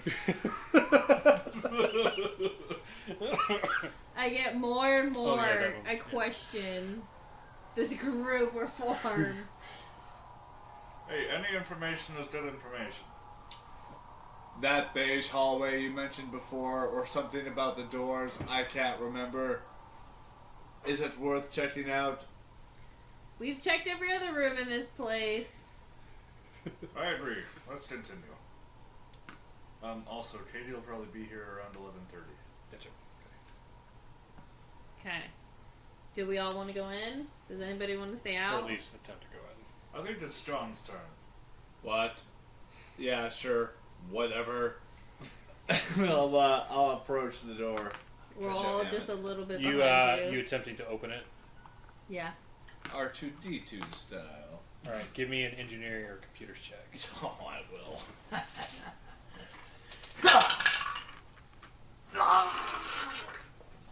That's going to be a total of 11. Unfortunately, the screen pops up with a access denied. Okay. Just like last time, let me try. I just kind of pulled back sheepishly. And I'm starting to get PTSD. I'm getting a little bit of a 404 message here. I don't know why. Have you tried opening the task manager? Have you tried turning it off and back on? Okay. T casually throw that shade of, yeah, did you do the thing that you told Raya to do? I just backed away for Raya to take the center stage. And I'm just mumbling. 10. Oh, not much. Oh, 17. With a Not 17, you are able to open up the door. Oh, thank God. Was that engineering or computers? Engineering. So you kind of rewire it to circumvent the actual subroutine that prevents the Yeah, door like from hot opening. wire the door open. As the door opens, you'll kind of see some fairly humble quarters. There's a bed, a desk, and a bookcase in there.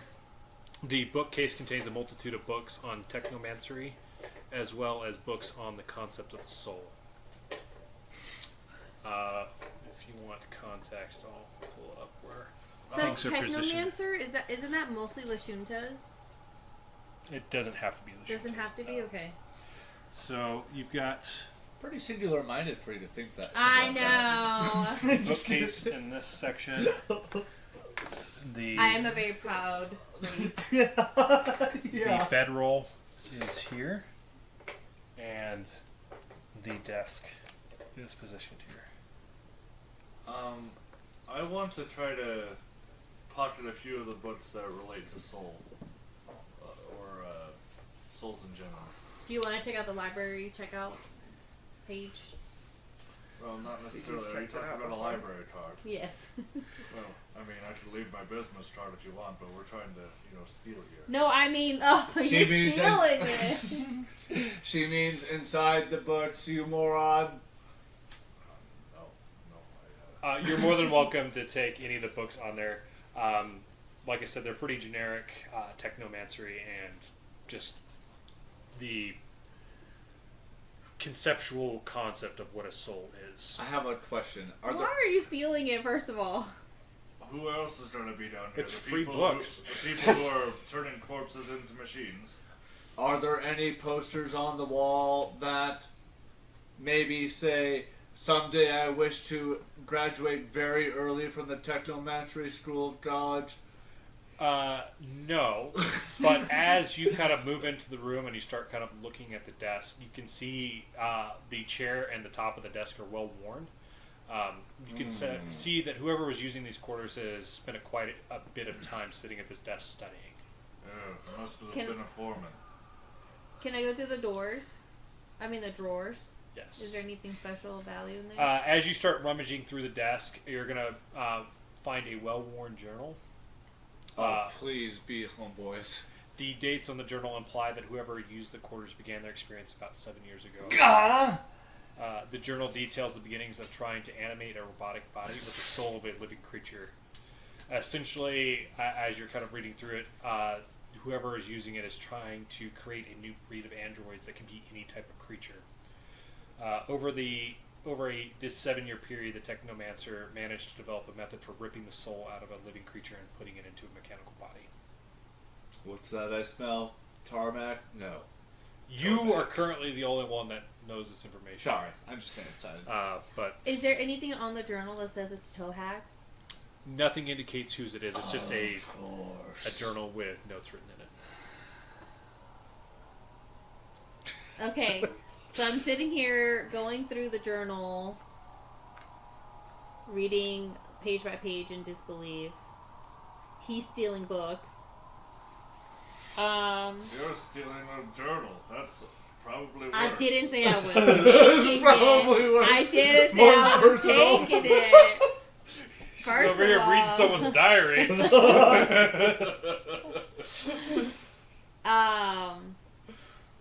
So then I turn to you guys in like shock and disbelief, and I say, "We were right," or "I was right.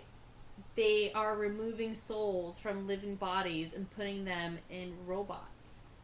Wait a second. Can I take the journal from you? Sure. I'll take the journal from her. Does my AI recognize this handwriting? Did you pull up anything?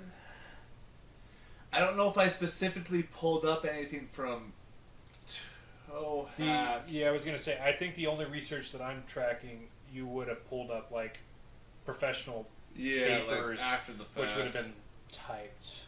Do turtles sleep underwater? Think they can?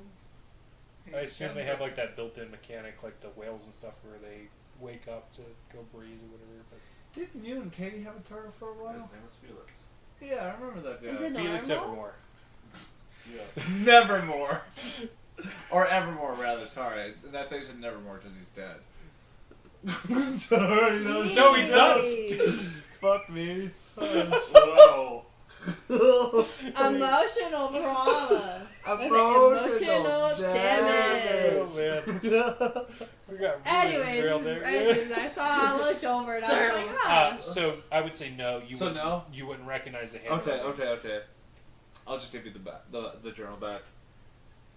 Well, for personal reasons I can't totally explain, except maybe to Raya, this is maybe important and we should keep it.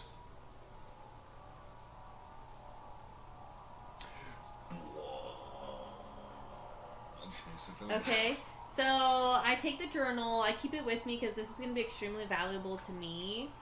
I keep it I put it onto one of my satchels. And so we'll keep looking around the room. I feel the bed. Is the bed warm? Nope. Kind of like the previous rooms that you've encountered. It's specifically like after you got out of the shaft room, it's fairly dusty. Like it's kind of like that layer of grime. Like no one's been in here for a while. Well, Gotcha. I may have a philosophical question to ask the group. Most of the bodies that we saw in there were either rats or goblins, specifically. But where are they getting all the goblins? Are goblins a normal creature in our society? I was just about to say, are goblins like common this far Yes, down in the- the slums or whatever you call Well, it? kind of based off of whenever you had your conversation with your contact, you got the impression that goblins were, specifically space goblins, were like the first to encounter Steel Talon. I see. So they've been in close proximity to Steel Talon for quite some time. So maybe if this is the person you think it is, not that I'm trying to replicate his research, more just trying to understand. What if this doesn't actually work on other races other than goblins and rats? His research could be incomplete still. Wasn't there other creatures on the conveyor belts?